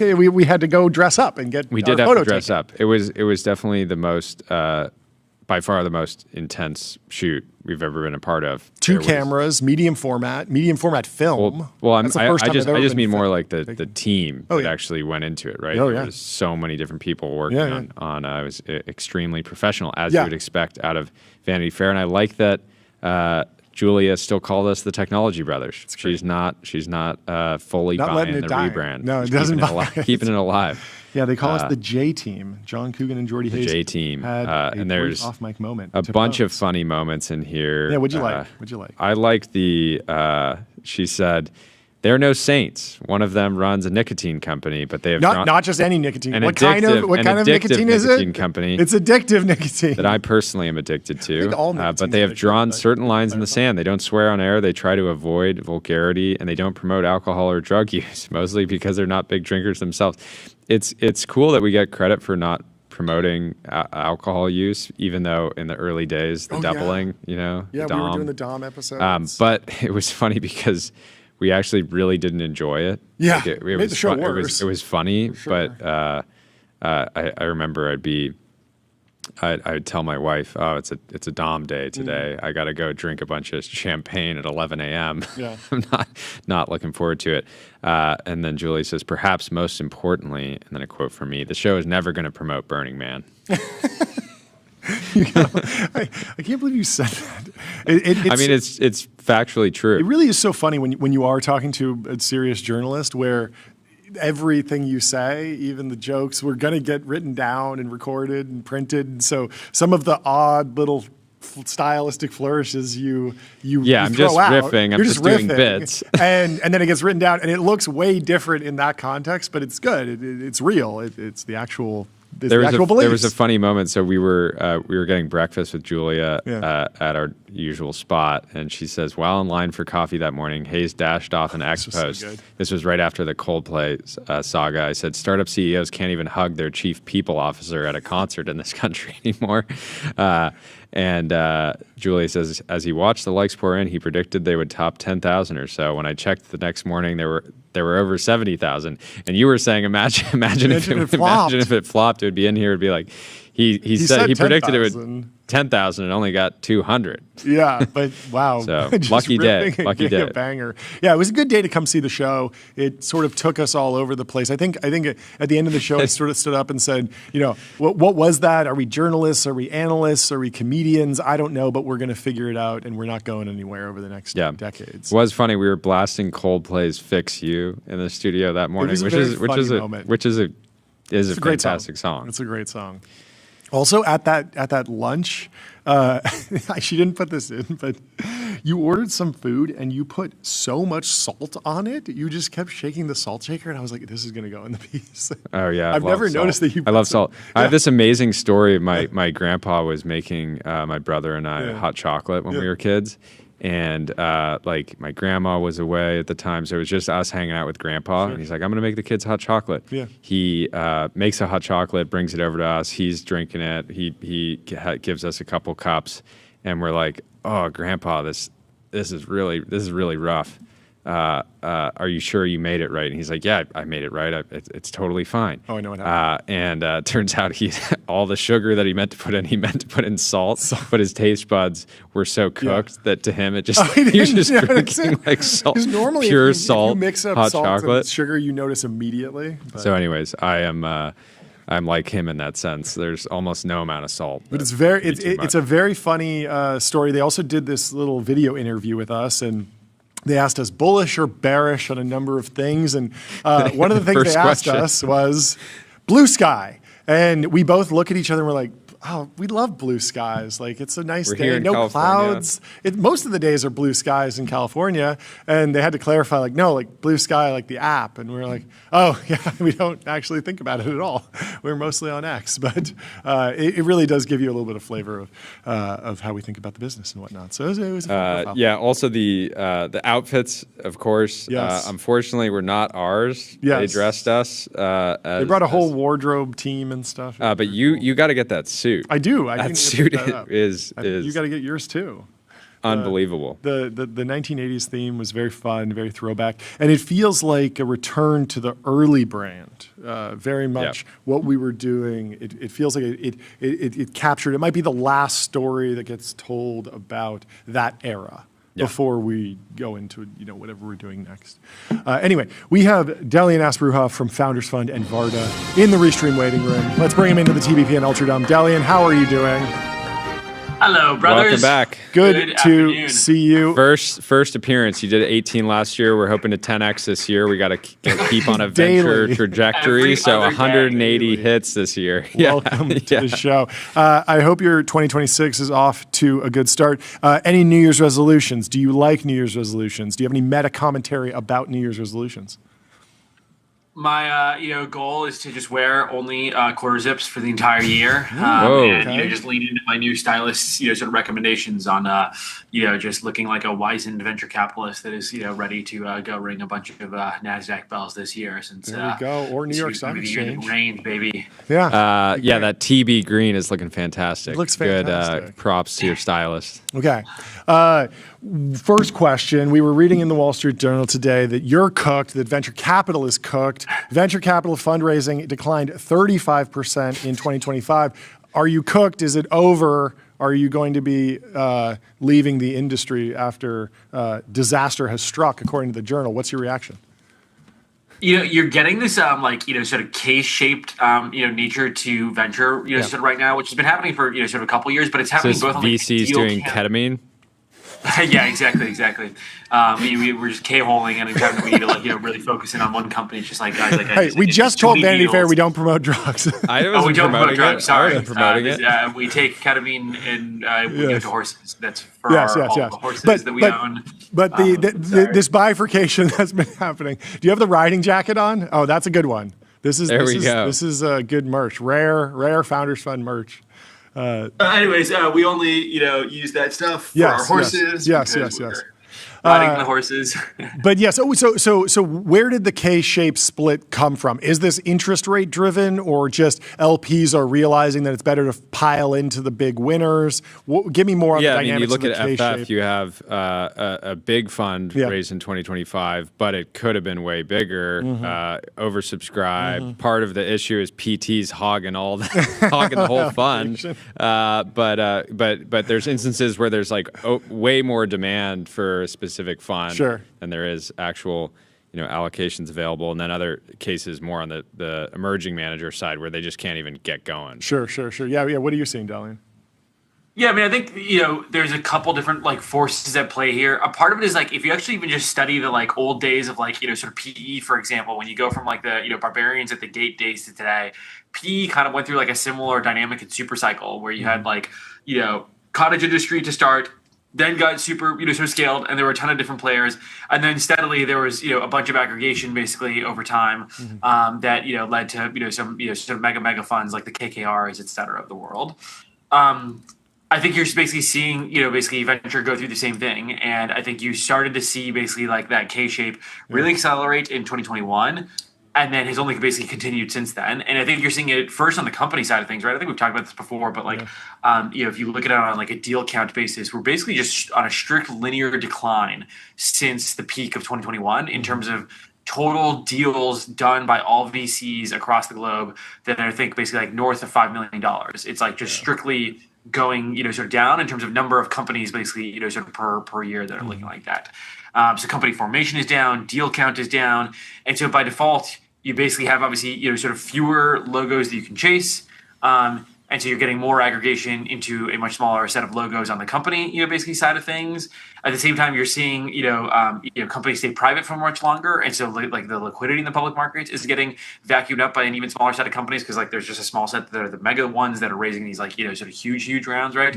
I think it was something if you basically added up SpaceX, OpenAI, Anthropic, and XAI, basically. I think if you added up basically those four companies, it was something on the order of 60% of the total dollars deployed by VCs in that year were scooped up basically by those sort of 4 or 5 companies. Yeah. And so I think that's the dynamic that's then flowing through on the VC basically side of things where if you're one of those companies and you need to now raise $10 billion, are you really trying to go out and do that with a bunch of $10 billion checks? It's no, you prefer to find capital providers that can actually give you $1 billion checks at a time, so you just have fewer sort of mouths around the table you need to manage. Some of this is regulatory, right? I think you can't have more than I think it's 6,500 institutions on your cap table before you're public, and so you literally have to make sure that these sort of things aggregate.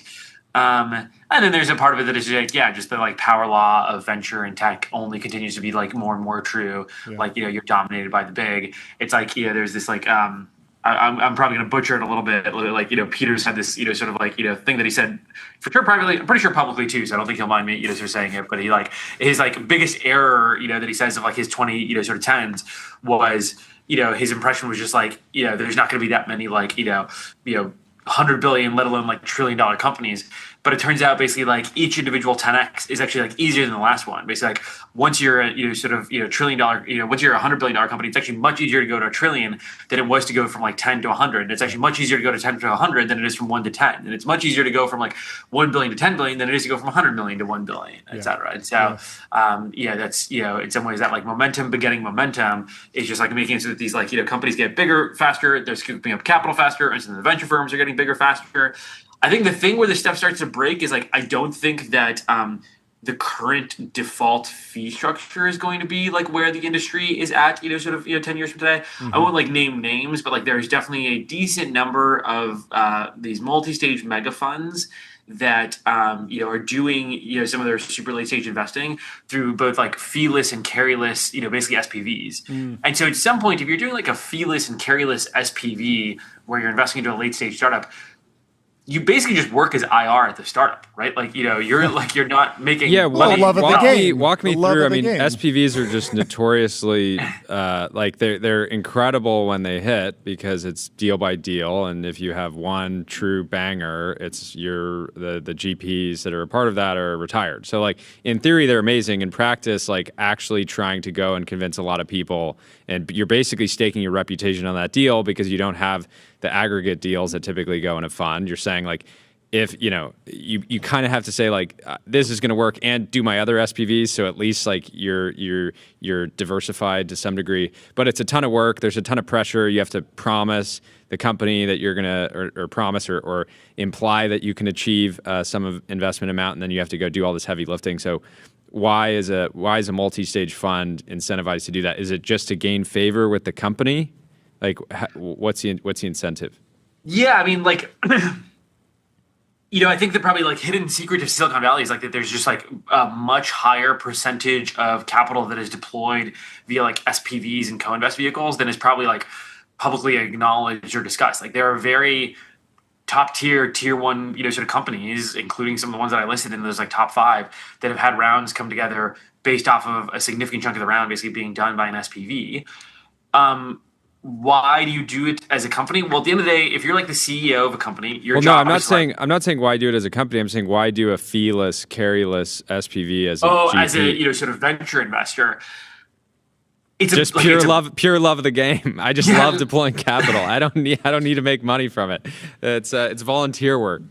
Yeah, I mean, I think it's a lot of funds, the way that they end up like, sort of growing in AUM is, they start off with an initial like fixed fund structure. And then like, for their best performing companies, do co-invest vehicles, or like opportunity funds to build that up and then eventually become, multi-stage and can actually like handle basically a growth fund once they've shown that some of those growth SPVs work.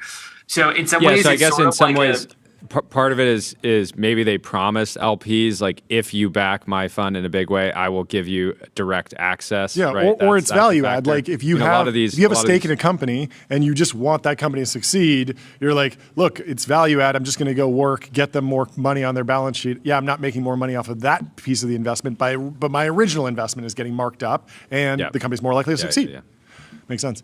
I'll pretend like this is, hypothetical, even if it's not hypothetical, but like imagine you're a company like OpenAI, you need to go raise like, sort of billions of dollars, right? You as the CEO have a lot of things on your plate, right? You need to like manage the government, you have customers, you have your internal team, et cetera. Like, can you really afford to like literally fully only be focused on fundraising? Like, no, it's like really hard to do that basically like as the CEO when you're operating the company. Yeah. Versus if somebody comes to you and is like, hey, let me do like a basically like feeless, carryless, basically SPV that, lets me go out and raise. It's effectively like in some ways like outsourced, IR. It's somebody that's working, on this basically entirely full time, and there's sort of a win-win on both sides. As the CEO, you don't need to like, do all the sort of fundraising with the long tail of like sovereign wealth funds, this, that, and the other. They can go do the first sets of like sort of meetings, then bring you in basically for the final close. For like the venture investor, it basically ends up being a way where like you now have a really great reputation, basically with this company because you're basically like helping them, sort of pull together like a mega fundraise. For your sets of like LPs SPVs and for future fixed fund vehicles that you're doing, you now get this reputation of like, hey, I'm close to this like sort of super hot sort of company. Yeah, the and optics. Then, for the LPs, the it's optics too. Non-equity partner in the X chat says a lot of GPs want to lead around but don't have the AUM. So just getting the optics of being like, I'm a size Chad, leading this massive round. It's like, and maybe they wouldn't have been able to put it together with a more aggressive fee structure. It's just interesting because on the other side you see some of these, really some of the bad actors in the SPV space are like, layered SPV, 10%. Oh yeah, super high fees. Yeah, not beer, by the way, not beer. there you go. Clarifying. Were you surprised about the Manus acquisition? Did that trigger you? Or are you kind of licking your wounds? They're American. Hey, it's so good that a company like Manus got acquired by a former Founders Fund portfolio company. Let's give it up for Founders Fund for making it happen. Facebook, seeded by Founders Fund, and now going around and acquiring great companies like Manus, right? It's funny. I had probably 30 people text me being like, when are you going to tweet about it? What are you going to say about it? I just sitting there and I was just like, I don't even know what I'm supposed to say. It's just like, I'm like, I'm like a disappointed father, you know what I mean? Where it's just like, I just can't believe that this is what the world has come to. How has this happened? Well, my favorite meme about it was there's somebody that had a fake text chat between Zuckerberg and Alex Wang, and Zuckerberg going like, "Hey, can you go buy Manus for me?" And then Alex is like, "Sure, yes, sir." And then Zuckerberg goes, "Okay, cool, thank you. Did you get me the freemium or the premium one?" And Alex is like, "No, I bought Manus. I bought the whole company." What do you think about the mega? I don't even know, mega corns going out at $1 trillion. Is that going to result in more recycling of LP dollars? Is it possible that SpaceX, OpenAI, Anthropic, a couple other names get out and LPs feel like I'm going to go back and reallocate into venture, and this time around I'm going to try smaller managers again? Or do you think it'll have a different dynamic? How does that play out in a post successful IPO year? My sort of one-liner, I forget if we joked about this in person when we were in LA or if I've done this on TBPN Live before, but it's it would be incredible if the thing that props up the 2026 equity market is the Spite IPO, where it's just Elon's just Sam needs liquidity. What if I just not needs liquidity? IPO? He needs a couple $100 billion. He needs a lot. Yeah, he needs a lot of liquidity. What if I just go IPO and I scoop up all the liquidity in the market and make sure that I do it faster than he does? But then that's the thing that props up the public markets, because all of a sudden the S&P 500 has a $1.5 trillion added to it by a single entity. Yeah. I mean, these, it was, kind of my joke at the beginning of the show, but it's I do think that this, upcoming year is poised to be, at least right now, and it feels like there's the perfect market conditions for it, where it's relatively stable economy, inflation's, sort of relatively under control. It doesn't seem like China's going to be invading Taiwan over the course of the next year. Yes, things are sort of geopolitically heated, but it doesn't seem like, we just captured the president of Venezuela, and nobody seems to sort of blink, and if anything, the markets are up on the news, and so it feels like you have this sort of stable and growing economy that is poised to now basically absorb probably the largest sets of entry points into the public market and IPO market than it's ever seen before, and then that obviously sort of feeding into sort of liquidity into the entire Silicon Valley sort of ecosystem. What is that going to do? I think it's only going to amplify some of these trends, where it's I think that it's going to be now more typical for companies. Right now it feels odd that there's a handful of companies that stay private past 100 billion.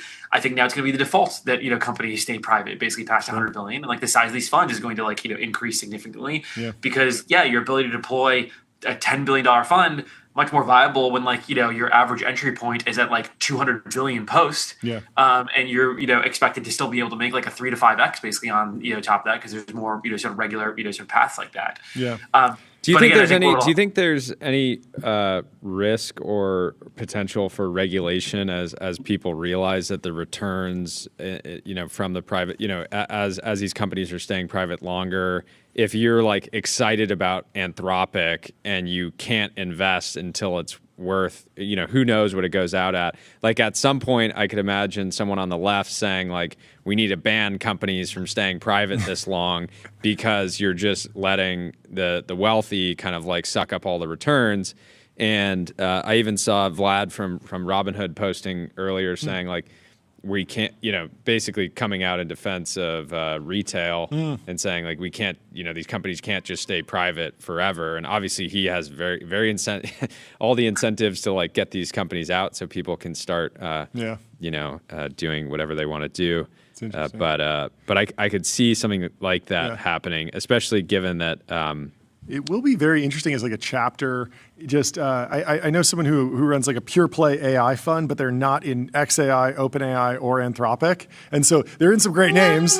They got the trend right early, but they didn't like brand themselves. And even some funds that don't have like major positions in one of them, at least they've aligned with one of them, built a position, played the game, and like participated in that. And I think once they all go out, everyone will see sort of the S1s and sort of know a little bit more about where the really elite firms landed in the AI boom. I don't know.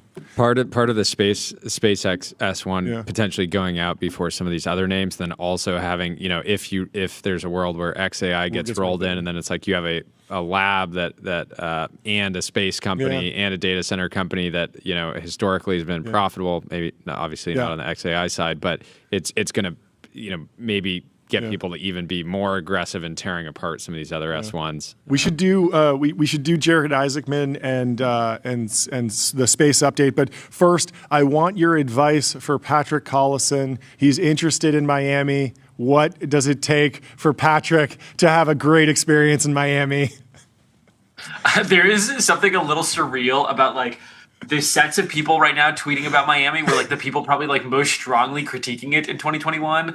And so there's just something surreal about being like, like maybe I was like, like right idea, slightly wrong time, just needed to wait for like California, not just to get hit with COVID, but become like, communistic basically and start seizing property. And that's going to finally be the thing that convinces people. On the Miami thing, what do you think about this idea of not moving Silicon Valley to Miami, but moving Sand Hill Road to Miami? Like all the big GPs will be domiciled there. And yes, if you're raising a big round, you'll probably go to Miami, go to someone's house, meet them in person. But a lot of the investors who are not subject to that tax will be operating out of San Francisco. A lot of the labs, a lot of the individual contributors, the academic institutions, you're not trying to move the entire network, but you're still embracing Miami as an important tech hub. Yeah, I think if there's like something to be proud of in the time period where I feel like I contributed to Miami the most, call it 21 through 24. Yeah. I do think that it established itself as like a fundraising destination, absolutely. Between like everybody from like Dan Sondheim at D1, Ken Griffin from Citadel, Peter spending a decent chunk of the time there, et cetera. Has now very much so become a destination where if you're raising a later stage round, or you're even like a not Peter level GP, but up and coming. I mean, also you have Keith, Catherine, Sachs. Like there were. It wasn't just FF that like there was a nice network emerging where you could go and take meetings with 5 different funds pretty quickly. Obviously that evolved. But and so I think it's just like it built a base that is now much easier to build on top of. Where like now that you have this like sort of second wave that's happening because this like California sort of regulation. I think it's like clearly sort of cementing itself in it, and I think it's probably what Miami is best suited for anyways, right? Like, Francis Suarez would always say, like, look, ultimately what we're best at is like the capital of capital. And I think that is like, that's one of our taglines. We refer to as the capital of capital. But he can use it. It's fine. Give us the update on Jared Isaacman. Take us through how you process the news and what you're excited for in 2026. Yeah, I mean, he's obviously, early in. I think it's been like, sort of 2 weeks since, sort of confirmation. There hasn't been any like super broad policy announcement yet. But the place where he started to drop some news has actually just been like via his Twitter profile, which has been a fun place to, sort of follow along. Or X profile.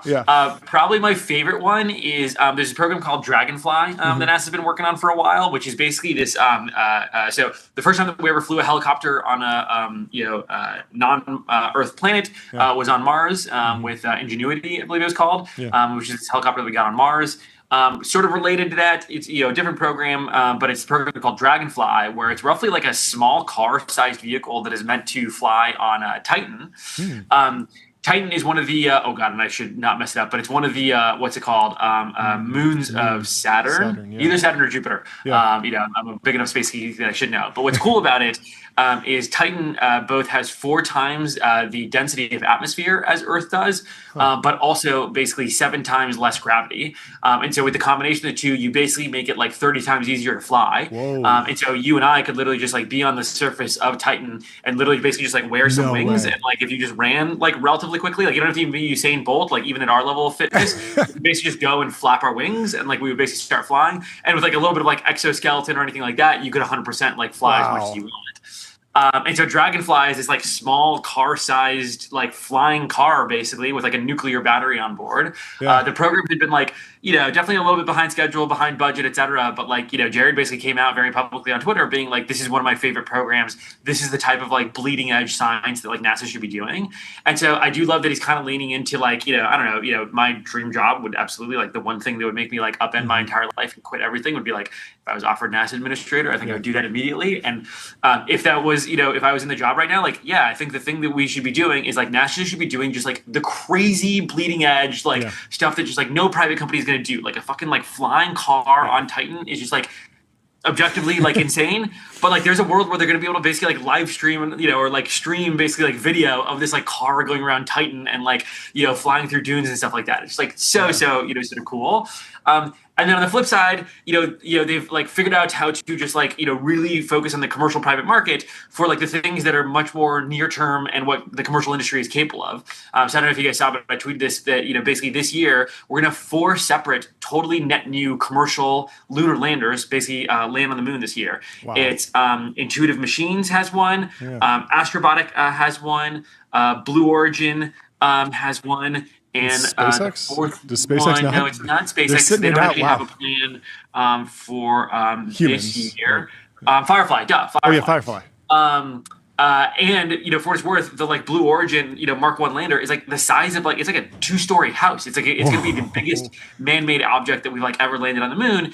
And I will say like until a quarter ago, I was probably a little more skeptical that like, Blue Origin was actually going to like land this thing. Yeah. Now it's like, you see that like, New Glenn is actually like launching, landing. It's like, man, they maybe have like really turned a corner on like, their engineering and systems design.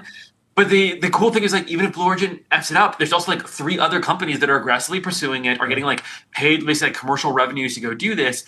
And to me, it's just like this like breakout year that I still think is like, I don't know, underpaid attention to and under discussed. Like, this is the analogy that I tried to provide is like, this kind of feels like 1968, where it's just like, you have like the, basically year before where it's like, I don't know if you know, but in February, we're going to be sending humans basically back to the moon for the first time, not on the surface, but to like orbit the moon. Yeah. So like that's going to the moon, 4 different landers basically on the moon. It's like all in preparation for, if that all goes well, there's like a really, decent likelihood that like next year we both have like boots on the moon and like 10 landers landing per year on the moon and dropping off robots and supplies and shit like that, which is just like, I don't know, 15-year-old Delian would just be like, so excited. We got to sponsor the biggest moon landing conspiracy theorist for a trip. They got to go up there. We got to just put them on the moon, settle it once and for all. Jordy's getting the tinfoil hat on. He thinks that it's not going to happen. What kind of evidence would you need to see from these missions to kind of finally determine that believe it's it? Real? I'm kidding.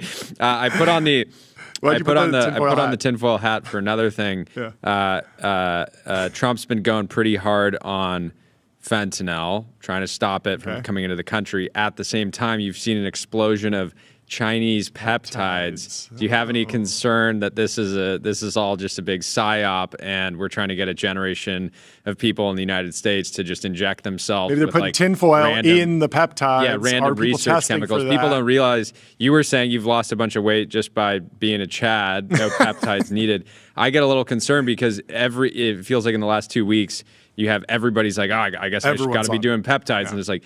This, like the source and the purity of these things matters so much. You're injecting these things into your blood. This is not something that you just want to mess around and find some random Chinese website and just hope that the test results that they have on the site are actually real. Yeah. Yeah, I will say, I regret taking the, COVID vaccine, and not sure that, for my, age and health It was the right risk reward. I am definitely not yet ready to start injecting my body into a bunch of peptides. Who knows? They've got some nanomarkers on there where the Chinese release a virus that's like specific to those peptides, and they've designed it. I'll provide kind of like an example of this about how paranoid the Chinese are. So the tinfoil for like Xi Jinping. Sure. He had this meeting in 2023 with Biden in San Francisco. If you guys remember when like they came and like cleaned everything up for like the Xi Jinping visit, and there's a bunch of like memes around that. Yeah. After a like sit down meeting that they had, like I think it was like down in like Monterey or something like that, a like Chinese official after the meeting came by and sprayed basically everything that like Xi Jinping had touched, everything that had like he put his lips on to like sort of drink. The like U.S. official basically asked him like, hey, like what is the thing that you just sprayed? Reasonable question to ask. And it was basically like a DNA degrader because they were so worried about the idea of like somebody in America having Xi Jinping's DNA and then potentially optimizing a virus that is like super specific and optimized for him. And so the Chinese are thinking about like DNA specific viruses.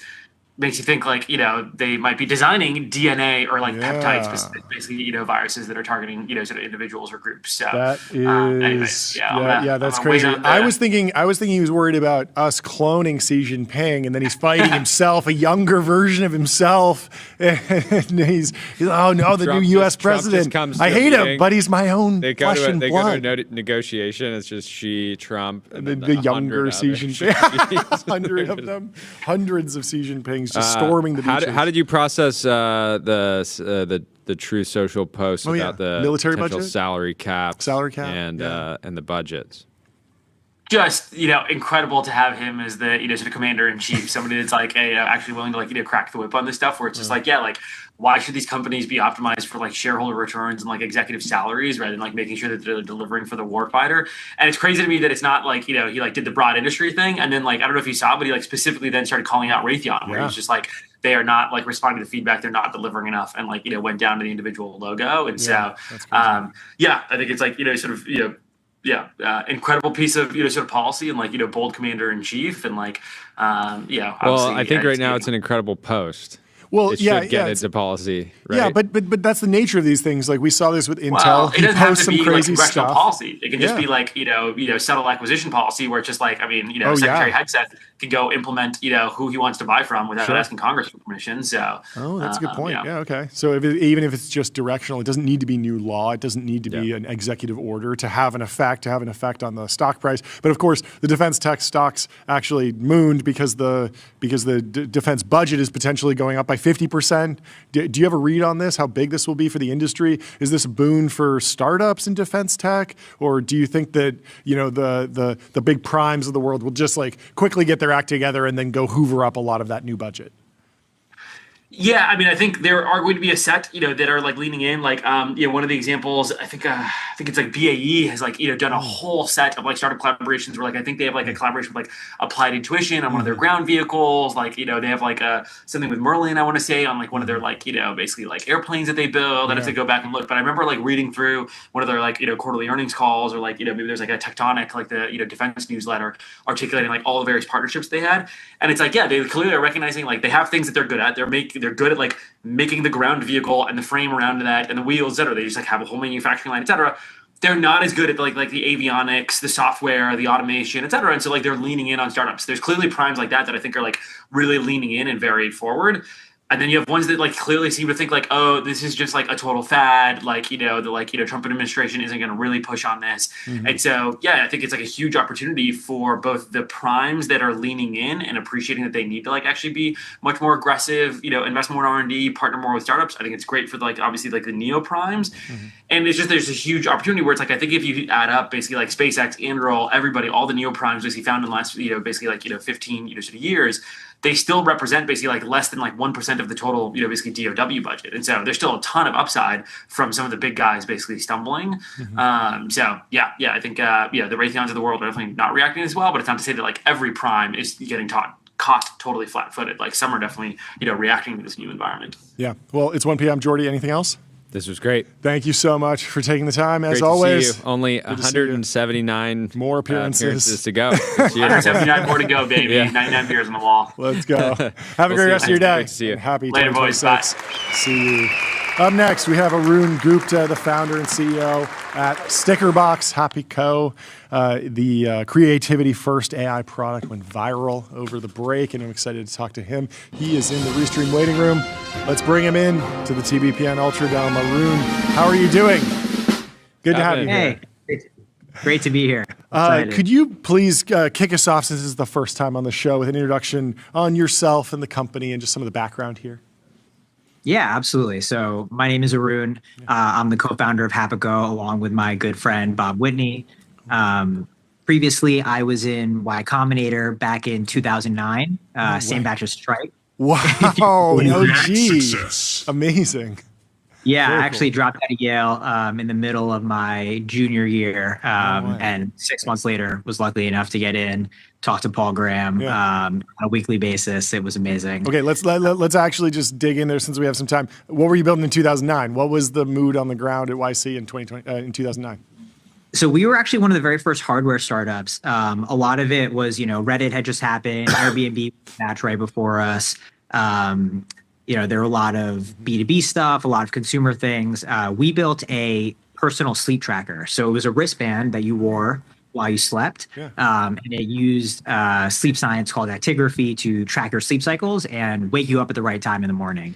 So back when Fitbit and Jawbone were like doing their Dude, you whole were thing. so early. You were so early. So early. I mean, it must have been painful to see Aura and Whoop and basically have like the right idea and what what was the blocker? Was it supply chain or distribution? Like I went through YC in 2012 or first company, first idea, same thing, where a lot of it like wound up getting built by someone else years later. But what was your experience like if you were to do the postmortem? Honestly, for us, it was big data. So back in 2009, everybody who worked on big data worked in biotech or worked on Wall Street. So you couldn't really hire them away unless you had a ton of money. And all the money is in data analysis, right? So like Whoop, Aura, they're analyzing tons and tons of data points and giving you all this information about how you can live better, eat better, be more healthy. And we just didn't have that. So the business really flies when you have a subscription that works. But without big data analysis, it's really hard to build a subscription that works. Yeah, that's crazy. I remember 2009 was like the dawn of Hadoop and like distributed systems that you had to orchestrate. It was like doing a multi-training LLM AI infrastructure. Like you couldn't just be like put all the data in one database and like Google handles it or AWS handles it or MongoDB handles it. Like you need to. Databases became a thing. All these we take them so much for granted now, but back then it was such a pain to orchestrate anything. You're running like true infrastructure just to do like basic stuff by today's terms. Fascinating. So what led you to start this company? When did you start this company? What were you doing in the interim?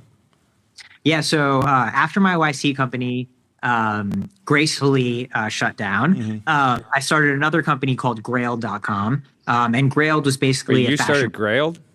Wait, the fashion company. That's so okay, cool. Somehow, wow. We do a lot Royal of guests. flush We don't here. always have time to do. We don't always have time to do research. But on your printout, Grailed didn't make it in. I've used Graileds for a decade now. That's amazing. I started Grailed in 2013 in my bedroom in San Francisco. No way. Yeah. Were you a collector of like fashion items? Yeah. Big time. What were you into back then? What was the first product? Did you ever wear Chrome Hearts to an investor pitch? No, I never wore it to an investor pitch. When I went to see the investors, I was wearing more Loro Piana. There we go. Belly, right? That's the vibe. And that's still like 5 years before Chamath starts introducing it to the Valley via the All In podcast. That's fantastic. Yeah, exactly. No, back in the day, it was really about like workwear and like raw denim. And then it became really big through collabs. So there was like an H&M Balmain collab that was really big. There was the Yeezys that dropped. There was all the Nikes that dropped. And then Supreme obviously had their massive moment. But no, I was really into like all the OG Raf Simons stuff. Actually, if you remember, A$AP Rocky did a video. I forget what the song was called, like "Please Don't Touch My Raf." And in that video, he's wearing. There's like 3 of my personal collection pieces in that video. That's amazing. That's crazy. What was so? What was the like the customer acquisition funnel at that time, and I'm interested to hear how I've heard a lot of founders talk about, if they got started years ago, they were maybe doing like Minecraft bots. A lot of people were doing like sniping for sneaker drops, sneaker bots. Yeah. Did that play a role? Was there an automated portion, or was it mostly organic? Like, walk me through some of the trends that were happening at the time with Grail. And then I promise we will get to Stickerbox. That's why I want to talk to you. But this is the most exciting. Stickerbox is the most exciting part. Yeah, but yeah, Grail. Really, it was all about community. Honestly, from day one, it was about community, and all the way through until the end. Because we were like very heavily focused on men's versus women's. So it was about 70-30 men's versus women's. And at the time in 2013, people were like, do men even wear clothes? And I'm like, yes, they're people. Obviously, they wear clothes. But men's fashion was like not a thing at all. So we were able to sort of like ride that wave and see sort basically of like riding the Instagram wave in some ways. Like that had to be the biggest catalyst. Yeah, I used to talk a lot about how people, when you were like, hey, what are you into? People would be like, oh, I'm into like Nirvana or like Radiohead. And then when you're like, what are you into? I'm like, I'm into Noah or like Supreme or like Jill Son, something like that, right? So it's like your personal aesthetic became more defined by the clothes you wore because we became such a visual society through Instagram rather than the music you listened to, which was more maybe of like a MySpace, OG type thing. And and you guys had people building real businesses on the platform. I have my oldest friend teamed up with a college buddy of mine, unrelated to me, and started selling on Grailed. Ended up building their own brand called No Maintenance that's now thriving. But they got their start just reselling. That's how they generated the revenue that they needed to actually do their own inventory runs. So. Made their own boutique. A lot of fashion designers too. I think Reese Cooper probably, started out on. Love Reese. Now there's a viewer in the chat that says, I bought my first pair of Rick Owens dunks from Grail. This is so cool. Salute. That's awesome. That's amazing. Okay, so like $7,000. Probably. Yeah, hopefully still holding them. So then, take me through the idea to get back in the arena for the third time. When did you start the company? Was this post-ChatGPT moment? I mean, I feel like we've talked about this in the show. Like, there's such an opportunity for interesting businesses here in the age of AI. But doing and I was always saying, everybody wanted to build these AI hardware devices for adults. Yes. I'm like, I have a phone. It is an AI hardware device. Yeah. They don't market it that way, but I mean, Apple kind of does. But I was like, I don't need another device that like helps me order DoorDash, right? Yeah. But my kid, I don't want my kids to have. I don't want my kids to have an iPad. No. But creating a product, I always thought like, if you made a product that just let kids ask questions. And right? the Rabbit R1. The Rabbit R1 came out and they used teenage engineering. It's this beautiful orange package, very cool. But a lot of the reviewers who are adults were like, we're just comparing it to I'm their comparing phone. it to my iPhone. And I never got around to actually buying one and giving it to my 4-year-old, but I was thinking that like it feels like a great kid's toy. And then there is still the narrative of like great technology start as toys. So I always thought it was a great market to go after. But what was your inspiration? Yeah, so I can take zero credit for creating the Stickerbox. It was all my co-founder, Robert Whitney. He is the original inventor, along with his son, who helped him basically co-develop the device. And basically the story is pretty classic. His son was like, hey, I want a coloring book of tigers eating ice cream. And he was like, oh, I don't have that, but I can just print it off, an image generator, and then you can color it. And then he's like, okay, great. I'm going to print that and then color it. And then he's like, now I want lizards riding skateboards. And then he prints lizards riding skateboards. And then you see this magic moment go off in the kid's head. And they're like, wait, I can say anything? And like for us, like we're a little bit more jaded, I think, we're like, oh yeah, AI, LLMs, it all works. For a kid, they're like, I just came up with this idea, and not only do I see it, now I can hold it in my hand and color it. Yeah, I was with my 3-year-old yesterday using an image model, and he said, in his words, he was like, it's like magic. Yeah. No, and I think the physical aspect is just it's so important. When I use image generators with my son, and I have AirPrint, and I will print the photo, even though I'm running out of ink left and right, because the full page color photo, it just goes out really quickly. But it's amazing, and it's way different than just being like, oh, here's a Ghibli of your toys. To be here's the thing that you can put on your wall, you can enjoy. Physical representation is huge. I think or color it in. Like it's a coloring book now. Like there's so many cool things you can do. Put it on your notebook, physical put world. it on your water bottle. But I think that's what my co-founder Bob really understood is that this physical representation, these physical stickers are just what's so powerful for children. And it really is such an imagination accelerant. You know, it's like these ideas, they're in my head, but then once they come out of my head onto paper, he was like, wow, this really transforms what they're able to do. And there's two sides to this. There's like the cynical, be a good parent, no screen time, like print stuff out. That's better from like fighting the iPad kid thing. And that's true. There's a lot of evidence of that. That's a good thing. But you come to it with like a negativity of like, I'm avoiding a bad outcome. So I feel like I'm taking my vegetables. But I just think that like there's like a Lindy, like a beautiful thing about texture and physical things. Yeah, we have like an old, like it's not a Polaroid camera, but it's like this really bad digital camera that then will print out kind of pictures on it. And so one thing I like about Stickerbox is it's not like these kind of products haven't existed. It's just like integrating like putting it all new together. Technology into it, and it's a form factor. And that's the genius, right? Like my co-founder brought the product to my house. He had already built it. He had it in a cardboard box. It looked awesome. And I look at it in 1 second and I'm like, it's all about how you put this together, right? It's like not like these things didn't exist. It's all about your product sense and basically like how you intuitively were like, this is the right kind of product for a kid.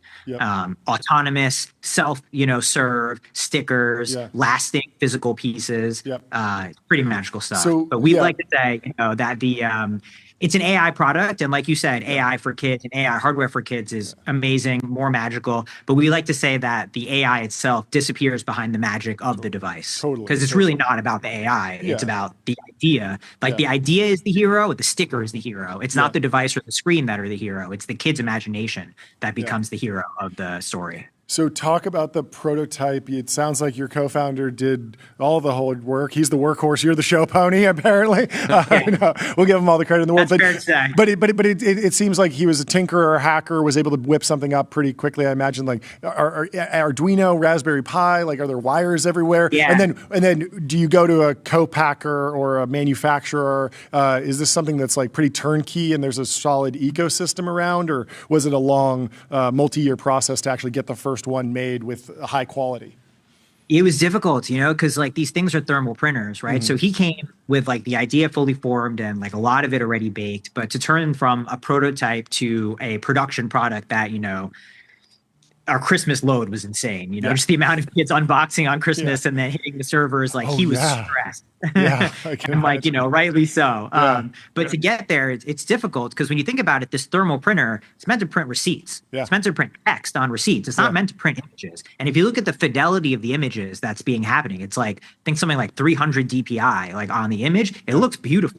And like that is sort of like a little bit of our secret sauce is, hey, we're able to make these images look really great through a combination of many different things. But that's something that he was able to do really, really well. And something that we had to work with custom, honestly, with the factories to try to get them to make it happen. So and you're sold out. You're sold out. I just bought one while you were here with us. Thanks to Shopify. It makes it really easy to check out. But it's going to get delivered in February. It's been selling like crazy. You guys are just trying to keep this thing in stock? Yeah. So we had a ton of units available for Christmas shipping. Those went in like 2 weeks or less. And then we just kept selling. Like we had the December 28th ship date, those sold out in like a few days. The January 6th ship date sold out in a few days. Then we had a February 17th ship date. And I was like, February 17th, it's like not even, it's like a month and a half away. Those all sold out. Now we're in February 24th. So can't keep this thing in stock. But we're ramping up manufacturing and we're going to do our best so everybody can get one. So is the 2026 strategy really get solid on the supply chain so you can scale a ton? And then are you focused on like ruthless ramping of digital ads, or are you more likely to go, let's get Walmart, let's get Target? Because I can imagine it's selling really well on both, but you probably don't want to do both as an early stage startup at the same time. You want to really have your ducks in a row, right? Yeah. Okay. It's sort of a classic trap that startups get into where Target is like, yeah, we'll buy 1 million units, or we'll buy 2,000 units. And then they sit on the shelves because you don't have the marketing to support them. So you kind of have to ramp up appropriately. Yeah. So for us right now, really, it's like we've got this core image to sticker generation loop down cold. Sure. But where do we go from there? You know, kids are making characters. Like some kids have this like Stickman and Capybara character, and they go on adventures over and over again. So like, let's let them name that character and then reuse it. Let's let them send that character to their friend's box. Let's let them upload their own likeness into the box and say, hey, let me do me and my mom on a picnic in the moon, or like me riding a dinosaur, or what have you. And like basically what these kids are doing is what we feel like is we're basically enabling the next generation of storytellers, right? So the next Spielberg, the next Ryan Coogler, the next Miyazaki, they're growing up with the sticker box as their like imagination accelerant, and it's letting them tell these like little graphic novels or little stories where they're reusing these characters and they're basically developing their own IP. So leaning more into that and creating more features for them. And honestly, I think the other thing that we are just so happy about is how it brings families together, because it's for kids, obviously, but like it's really fun to use, you know? And like the nice thing is like when it's like I'm like at the table, you know, and like the dad is like in the background and like hovering, and then he's like, you know, let me do one. And then like, you know, the uncle or the mom or the cousin are like all coming together, and they're like, oh, you did that? Let me try to remix your dragon and make it like a metal dragon. Let me make your metal dragon breathe fire. Let me make it breathe fire in a volcano. So it really brings everybody together. So I think focusing more on these sort of like whole family experiences, as well as the single player sort of like experience with the individual kid as well, is something that we're my co-founder is really focused on. It's something he really believes passionately in, is using device to bring people together and as a really positive activity for parents and kids to do. What have you guys done on the like on the actual material side? I know, you know, people are very afraid of receipts. I personally don't. Huberman put out a post about like, don't you shouldn't touch receipts. I receipts. saw you guys have Obviously, avoided like BPA and BPS, but maybe talk about some of the decision making there. Yeah. This was another thing that was really difficult. So BPA and BPS are obviously a hot button topic, but if you produce paper, thermal paper, and you test it, often there are trace amounts of BPA and BPS in the paper. And for us, that wasn't good enough. You know, I was like, just because it's below the California Proposition 65 limit doesn't mean that it's, you know, BPA or BPS completely free. Yeah, so limits for us, are not safety. Yeah, exactly. And for us, it's like, it's a kid's product. It's safety from the ground up, everything from the images that are generated to everything that happens with the device. So you can touch all these stickers. There is no BPA, no BPS. We tested in batches from the factory. It was really difficult to do. It actually delayed our launch by a full 4 or 5 weeks. We could have launched 4 or 5 weeks earlier if we were willing to accept sort of like this trace element of BPA, BPS in the paper. But we were like, no, we like refused to release this. That's going to be a good angle, because I imagine you guys are already getting copied by a bunch of different manufacturers. There'll be so many knockoffs, I'm and sure. it's like, yeah, you can use the knockoffs, but do you know there's a the kids guarantee. Talk about safety with regard to image generation. Obviously, some of these image generators go crazy. It. Just fair warning. Put that dragon in a bikini. Let's not have that happen. We want the dragon breathing fire. I want to know about what models you like, how model agnostic you are, because I imagine that even if you just change the model to something better, even if the style looks better, you're like, well, that doesn't look like the dragon I'm used to generating. So there's some sort of like lock in there. At the same time, you might be optimizing for cost. How are you thinking about the software side? Yeah, I think you're hitting the nail on the head there. And for us, it's like, it's really a product for kids, right? And I think ChatGPT, when you do image generation, it wants to make everything look sexy. That's kind of the bias, right? You even upload your own photo. It's like it wants to make you look super buff, like you're a superhero. Well, that's because I put that in my prompt by default. It has to, or else it's But yes, it looks very like polished, refined, smooth skin. It's a glow up filter. There's something going on there. And those, for us, those system prompts matter. Safety is number one. You know, so it's basically a multi-factor system. So we have a patent for the Stickerbox device itself, but we're actually also working on a patent right now for safety in the Stickerbox system. And it goes all the way through from the text all the way through to after the image is generated. Oh, that makes so sense. when you say the text, we analyze the text for safety. We remove bad words. We analyze the prompt for, you know, how likely it is to generate something safe or unsafe. Then we go through an enhancement process where the sticker is steered towards being something geared for a child. So it's actually rewritten in some different ways.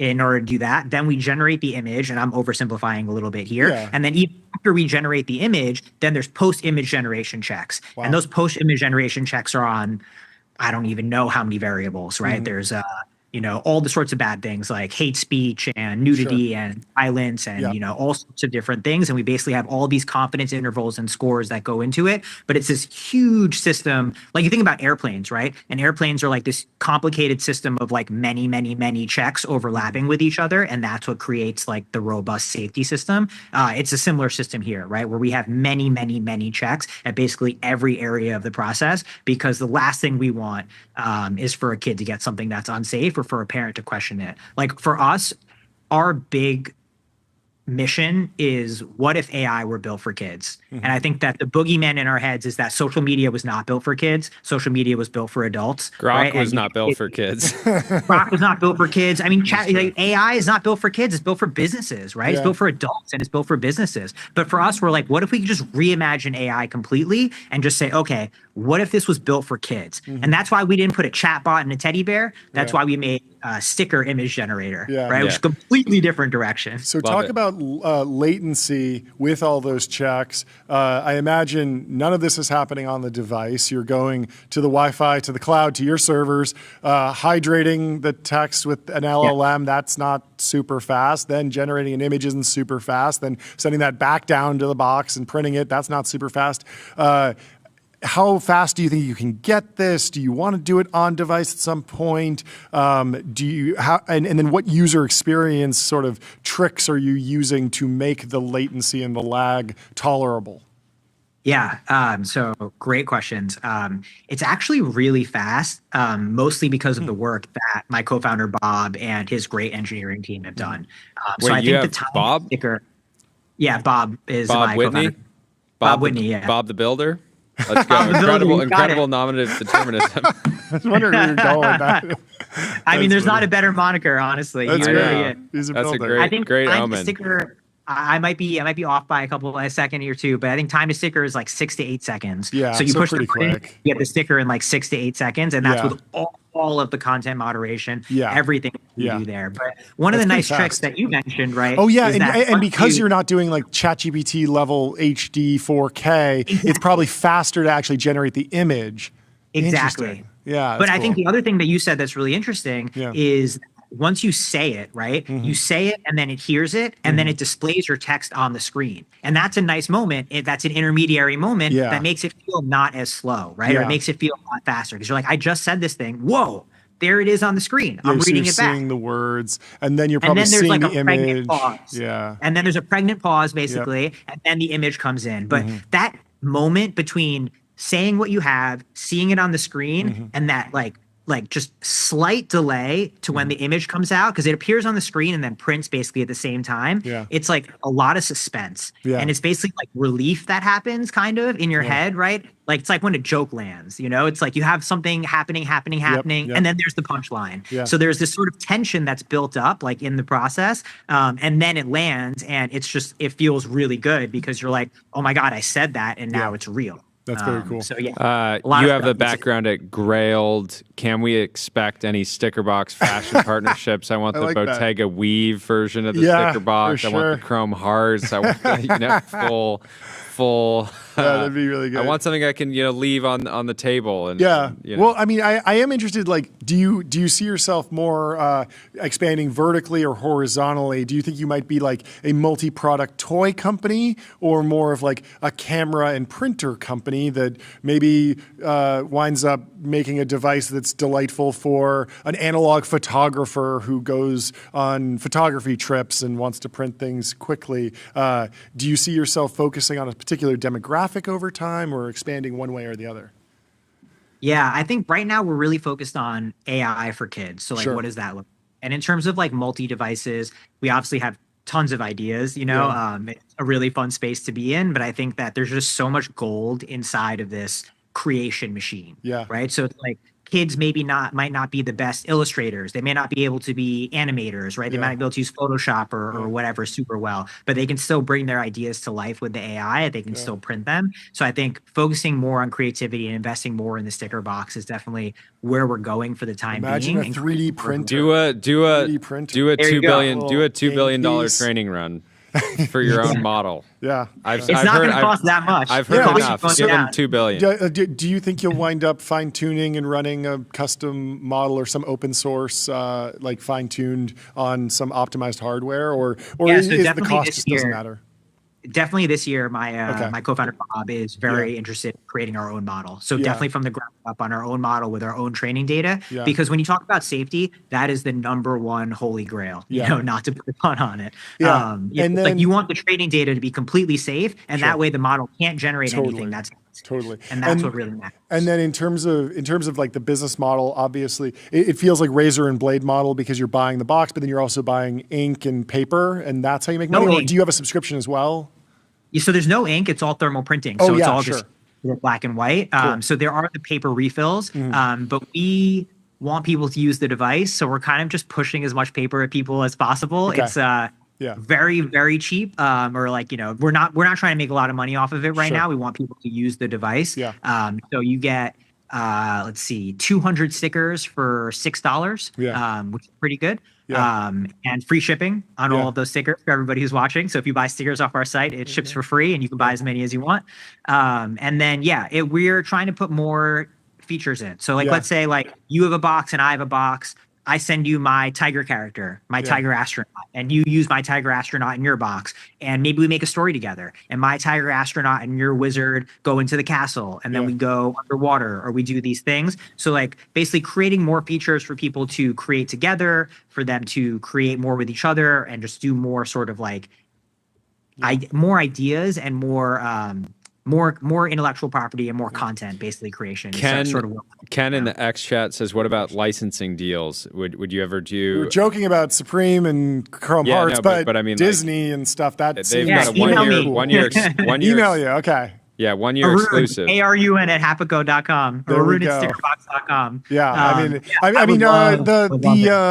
What's it called? The Yoto player has a bunch of cards that you can buy that have specific stories, licensed music, licensed short stories that are read aloud. And I could see some sort of partnership there being super lucrative where you could buy this pack and then be able to generate this type of character. That's exactly what we're thinking. Sticker packs of the parent companion app. You unlock Teenage Mutant Ninja Turtles, you unlock Hello Kitty, you unlock whatever you want. And then honestly, let kids create their own stuff, right? Yeah. If kids create their own dinosaur superhero, let them sell that sticker pack, right? And then other kids can download it as well. That's exciting. But licensing it would be a huge play because it's super fun. I want to see Stickerbox millionaires, 8-year-olds that just have. I mean, Grail had this ecosystem too. Give us the fundraising news. I want to hit the gong. Give us the fundraising news. Oh, yeah. So we raised $7 million. Hit that gong. For the kids. I'm so glad. It's always for the kids. We do it for the kids. But yeah, $7 million. Mavron, who is behind Love Every, which is another Montessori kids product. They were our lead investor. And then Beth Ferreira. We had Jerry Liu from Mavron and Jason Soper. And then we got Beth Ferreira from Serena Ventures, Serena Williams Venture Fund, also put in a significant amount of money into our round. Nice. Do you have kids yet, or is Bob carrying all the weight there? Bob. For now, Bob is, but give me 6 months. 6 months. Let's go. Oh, okay. Let's go. Breaking news here. Let's go. Yeah. Seriously, my wife. I'm sure my wife is watching. That's amazing. Well, thank you so much for. So great to meet you. I'm excited. I can't wait to get mine. What a white pill. Yeah. And good luck with this year. It sounds like it's going to be a massive one. And please come back on the show when there's more news. We'd love to chat. I really appreciate that. We'll talk. We're trying to be a positive force for good. Yeah. There's a lot of negativity around AI. And I think for good reasons in a lot of cases, but for us, it's really use as much water in the data centers as you want. I'm happy with my electricity bill going up because of this one. For this, my electricity bill can go up. Thank you so much for coming on the show. Have a great rest of your day and have a nice 2026. Goodbye. Our next guest is Julie Bush, the co-founder and CEO of Valinor Enterprises. They recently closed a massive Series A. Julie, welcome to the show. How are you doing? What's going on? Hey guys, it's so great to be here. I feel like you've had 1,000 of my friends on, and it's good to finally make the show. Well, we've literally had some of your friends on. We've had Colin from Friends and Family on the show. Yes, the friends. You've had Colin. Yes, Founders Fund is one of Delian our was on investors. earlier today. I spent a decade at Palantir, so Lots we've of had Palantir Eliana, pals. Overnight success. Tom. Yeah, we got all of them. But for those, since it is your first time on the show, please give us an introduction on yourself and Valinor. Yeah, so Julie Bush, co-founder and CEO of Valinor Enterprises, and we're bringing a new business model to defense and national security. You guys know as well as I do that the barriers to entry in this market are so high, and so we've built something really unique. We're an operational holding company to service the long tail problems, the unsexy things that nobody is able to go after because the barriers of entry are so high. So you're really incentivized to go after the moonshots, like the next generation fighter jets and the Golden Domes, but there's basically 80% of the market that's just untapped. So walk me through operational holding company. What are you adding to? What are you holding? How old are these companies? Yes. How big are they? What can I compare it to in other holding companies that I might be familiar with? Yeah, we're trying to be Berkshire Hathaway for defense tech, right? And so for us, we're holding product companies, and that's usually software-defined hardware. We started a little over a year ago, and today we have 5 publicly launched product companies. We have 10 in the works, so we're actively working on 3 more, and we likely will add 2 more before the end of 2026.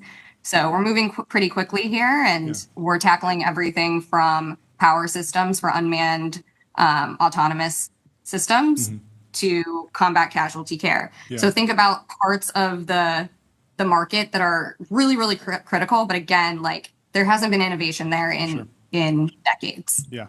So talking about so this is an example of a company that maybe at scale like could only ever be a $50 million revenue business if they get every key customer, and so it's hard to like raise a lot of money for an opportunity like that and build out some crazy go-to-market team and so they can partner with you to get that distribution and basically get this platform to make it easier to sell into the government. Am I saying that right? Where am I wrong? Yes, exactly. Like we can both build and buy companies. We hold them. We're the majority owners of them. We centralize all the go-to-market and all the operations, and that allows us to move really, really quickly. And then we decentralize engineering, and we basically run them like product lines, but they're their own subsidiaries. So we have a ton of flexibility. We're their capital allocator. So, I know you guys also were following defense tech hype, but we're able to get great outcomes for our GMs and the engineering teams and these subsidiaries because, they're not out there fundraising. Like they're focused on building a great product, and we're basically doing everything else. And as I imagine part of the thesis here is you have like hundreds of new defense tech companies and government contractors created. A lot of them will build great products, but maybe not get to the scale where they can IPO or anything like that. And you can come in and actually provide like an outcome and then the opportunity to actually continue to scale that business. And so maybe like a year or 2 years from now, there'll be even more opportunities on the buy side. That's right. I mean, when I think about the market, like I think we could be one of the ways many of these companies are able to be sustainable and endure after the hype goes away. I always like to say, like, we want to be the most sustainable company in this market, or platform of companies in this market. And I think earlier you said, so what about like, is this like, are we looking at like a $50 million TAM here for this product? I mean, I like to think a lot of what we're working on, they're like hundreds of millions of dollars TAMs behind them. They just don't have to be 10 billion, right? Like they don't need to be Anduril. They don't need to be Palantir. Right now, everyone's getting pitched to be like I'm the Anduril of X. I'm the Palantir of Y. And there's really only going to be a handful of those companies. Speaking of Anduril, are you Adam Porter Price's worst nightmare? Are you guys going up against each other to try and buy companies, or do you target different market segments so you don't actually run into each other in back-to-back board meetings when a company is choosing to sell? No, I mean, I actually see him as a great partner for us. Steckman, sends me lists of things they need, right? Sure. So I think they could be buyers of our assets. Yeah. Just like I think the primes could be. Like the other large primes, they need more innovation than Anduril does, right? Just so happens APP is like brilliant at M&A for Anduril, right? And so I actually look to him as someone who is really important to us. And so have you guys sold any of the businesses yet, or is that a future?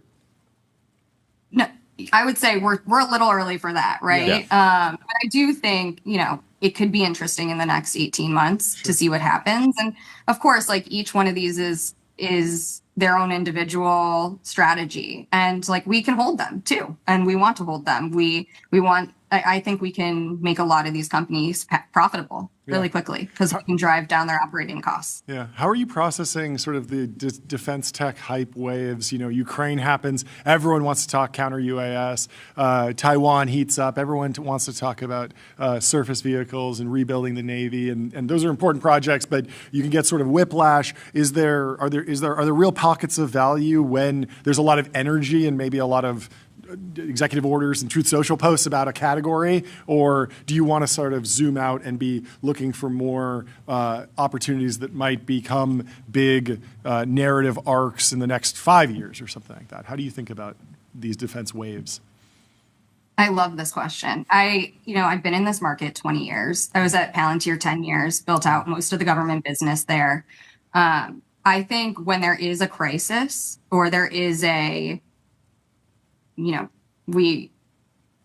pandemic was a great example of this. Like it does create a different level of action within the government. I think this is part of why, right now with Department of War, it's great to see them putting like sticks and carrots out there because it's creating action without a crisis. I don't think we want to wait till there's a crisis for, us to be in a bad position. But I do think the hype comes in waves and you can seize it. I think Palantir does a really good job of seizing that. That's something I really learned there. And for us, we are looking at things that are timely. There are things we are not going to build or buy right now just because we know where this administration's priorities are for the next 3 years. But I do think you want to be ahead of the curve. So we have a product called Dispatch, for example, which is essentially an autonomous power station for unmanned systems. The drone market is like proliferating and drone dominance is a huge program in Department of War, but you can't extend autonomy if you still have personnel in the way that are powering your systems. And so this is like a docking station, just like you would like charge your iPhone for anything on the blue UAS list. And like, that's a little bit early, but I think like we're going to seize on that because it can be a first mover in that space. Yeah. How do you think about dual use technologies? When I look at the legacy primes, almost all of them have wound up at least with some sort of commercial business. Palantir, obviously famous. Anduril, not yet, but I'm hoping for a consumer drone that I can fly around, maybe with a camera on it. They have General Dynamics, they have Gulfstream. And it sort of sometimes it just happens over time. Sometimes it feels deliberate, and you see it in pitch decks at a seed round where the company says, hey, we're going to do this military thing, but then eventually there's this obvious add-on in commercial or oil and gas or something else. Do you think that dual use can be a distraction? Do you like thinking about it in the near term? How are you processing the dual use nature of some of these technologies? I love this question. I think it's a distraction, honestly. Like for Palantir, it was critical. And like really when you think about Foundry and those platforms, those are meant to be for like any use case in the world. Like, so the fact that it is dual use makes sense for them. Yeah. But I think today, traditional venture incentivizes your products to become dual use because that means your TAM is so much greater. And again, this is why I think 80% of the government market is like being left untapped because most of the use cases are single use. And like, honestly, that's really critical too. And I think if your products over time can become dual use, even if you are thinking that they have a single use focus initially. And I think if you start your products in government, you have a much greater likelihood of making them dual use for commercial versus vice versa. If you start your product in commercial and you try to move to government, it's incredibly difficult. When you think about compliance, you have to like re-architect your entire platform for it to become FedRAMP High or to meet impact level accreditation status. So I'd much rather see our products if they don't have to become dual use. They can be single use. And I think the government needs single use products. But many of them are already dual use. Some of our initial buyers were actually commercial customers, and like that's valuable too because it establishes commerciality. But it has to be focused. Like your first customers have to be in government in our ecosystem, and I just think dual use is way overhyped. Talk about the fundraising strategy to date. Yeah. So my seed round was myself, Trey Stevens at Founders Fund, Paul Kwan at General Catalyst, and Graham Verstandig at Red Salt Partners, all of which I like deeply trusted, or I never would have done this. Like I'm a little bit of a unique founder, mom of two. You don't see a lot of defense tech women founders, but I like that. But Trey and Paul and Grant were people I deeply trusted when we started this process, and they've been incredibly supportive of this journey. And I think they recognize the need for a new model in this space. And so as we've continued our kind of fundraising strategy, it was important to me at the A that we brought in Colin and kind of Friends and Family Capital. He's OG Palantir CFO, seen what it's like to build a generational defense tech company from the inside. Someone I deeply trust. We were executives there together. And I also think they're brilliant capital allocators. And at the end of the day, we fund our companies. We are a capital allocation machine. That's great. And so they've been an awesome partner. Congratulations on all. We got a gong. We got a hit for you. Thank you so much for coming on the show today. Thank you. I'll be back. Yeah, we'll come see back you on soon. again soon. I'm sure there'll be plenty of news to discuss. Sounds great. Cheers, Julie. Awesome. Talk to you Thanks, soon. Guys. Goodbye. Bye. Next up, we have our Lambda Lightning Round. We got Winston Weinberg, The CEO and Lambda co-founder Lightning Round of is kicking Harvey. Look at this thing. Oh, I like the sound effect. Oh. Good job. Whoa. production We have team. Yotam The Lambda from Lightning. Sierra, and then we have Josh Wolfe to cap it off. So Let's bring in Winston let's get Weinberg, it the CEO going. and co-founder of Harvey, from the Restream Waiting Room into the TBPN Ultradome. Winston, good to see you. How are you doing? What's happening? Good. I like that cloud. Yes. It's crazy. It's powerful. I want one of those. It's powerful. It's like Thor coming in. Yes. I mean, you do have a nice background. It's clean, but not nearly enough No props. thunder, no lightning. No I know. horse, We can no help. We have a dog. guy. We have a cloud guy. Yeah. Help you out. This is a huge problem. Yeah, if you guys could hook me up with your cloud guy, that'd be great. We can. It's I know actually a blimp guy. Yes, it's pulsating right now. Well, thank you so much for taking time. So this was really well timed Yes. because we just got our December legal bill, and I genuinely our lawyer is like very good friend of mine. I love him. But he handwrites everything.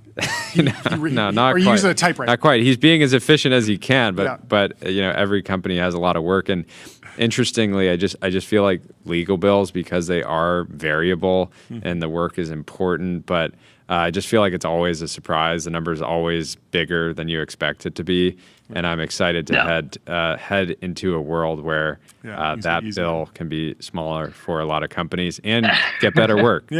So hopefully, I know the work that you're doing is. But yeah, kick us off with the State of the Union. Where is Harvey today? Yeah, so started 3.5 years ago. So, I mean, God, I think it's felt like every day it either feels like it was yesterday or it was like 50 years, something like that, probably. And just kind of oscillating back and forth. Started selling to kind of like very large law firms. And now we've expanded to selling to large corporations as well in mid-market. And what we're really trying to do is kind of have like a operating system that's in between. So it's for all lawyers, and it helps them basically provide those services more cheaply and can do the work faster. I think, to be honest, to your legal bill, and I'm a little laggy. I don't know if that's on me or you. I think that's just you're watching the show. So Okay. Maybe I don't. You fine. seem like you're in real time. Yeah, so you look fine to us. So we're Perfect. good. I'll take it. Yeah.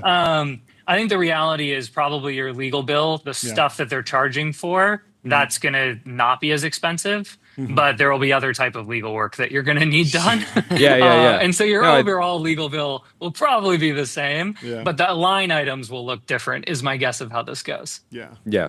More hours spent on the actual high leverage work versus just generating a document here or there. What changed last year with what were the big inflection points for the business last year? Because I just noticed this, having friends that were lawyers, I saw like a huge difference in how they even thought about Harvey at the beginning of the year versus the end of the year. Just like they had they were kind of like one-shotted by Harvey at some point during the year, which is like, that is what if you're building an AI company, you want to build a product that's so magical and powerful that people are like, whoa, okay, I really believe now. And you also want to start building it when it's a little rough around the edges, and then let the models get better, and then that moment hits and you're ready. There's two things that happen. One is the reasoning ability of the models get better, and then two is your orchestration into the correct context gets better, right? So I think of this as honestly like there's three type of employees or like folks that you work with, like colleagues. One is you have to give them all of the perfect context and every single piece of information to do the job, and then they can do it. The second is you say, hey man, the same way that we did XYZ last week, could you do it again? And then they do it. And then the third is folks just do it without even any of the context. And so a lot of what we're doing in the product actually is, how do you make sure that for a specific task, all of the correct context is being pulled and put into the platform? And then how do you run the models over that context to get the right output, right? And it's actually like a very hard problem at scale, because if you think of what you're doing, you're kind of building like a legal brain or like a partner brain. This is what they do.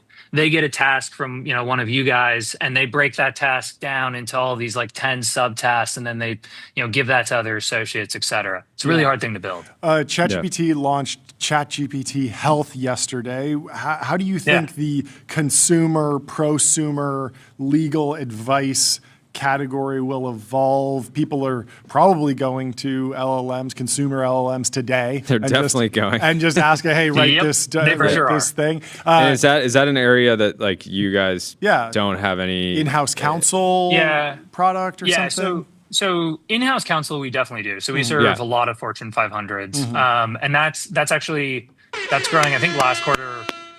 Let's give it up for all the Fortune 500. Thanks. Give it up for them. Yeah. Let's give it up for them.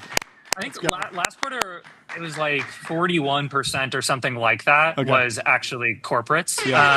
So that's there we go. Yeah, give me one more. That's in the cloud. Could you combine the cloud with that? We can combine the cloud and the Saturday. Well, to be honest, I thought you said 41% of the. I thought you were saying 41% of the Fortune 500, but that'll be soon, I'm sure. Here, I'll come back on when that happens, hopefully soon, and we can do like a blimp cloud and that sound all combined with some like Thor lightning strikes. So we are interested in this and like helping consumers out. One thing we have right now is actually, if you're a citizen of Singapore and you're filing a claim below 20,000, you can use Harvey to help you file that claim. Wow. And then the magistrate judge can actually use Harvey to review that. And one of the things it's just the like Spider-Man meme. So what we're actually ending up wanting to do eventually is, in other stages, both parties can decide, they have to both consent to this, but they say, hey, I'm going to submit these facts and Harvey's going to help me draft it, right? Because it's hard as a consumer to like know when your rights have been violated and what to put into the complaint and things like that. But both of us will agree that we're going to submit this into Harvey, and then the outcome is going to be binding. And that's like eventually would be actually incredible, because a huge problem in Singapore is, and it's an even bigger problem in the United States, is just access to justice in general, right? Where people actually can't get any of their claims met. One, because the average price of a lawyer is $353 an hour in the US, which is astronomically too high, right? And then the second reason is the courts are just like absolutely overburdened, right? And so any of those systems that you can do to help that really moves this along. And so we're doing some of it with kind of work with different governments. And I think eventually we'll look into this, but it's not on our roadmap right now.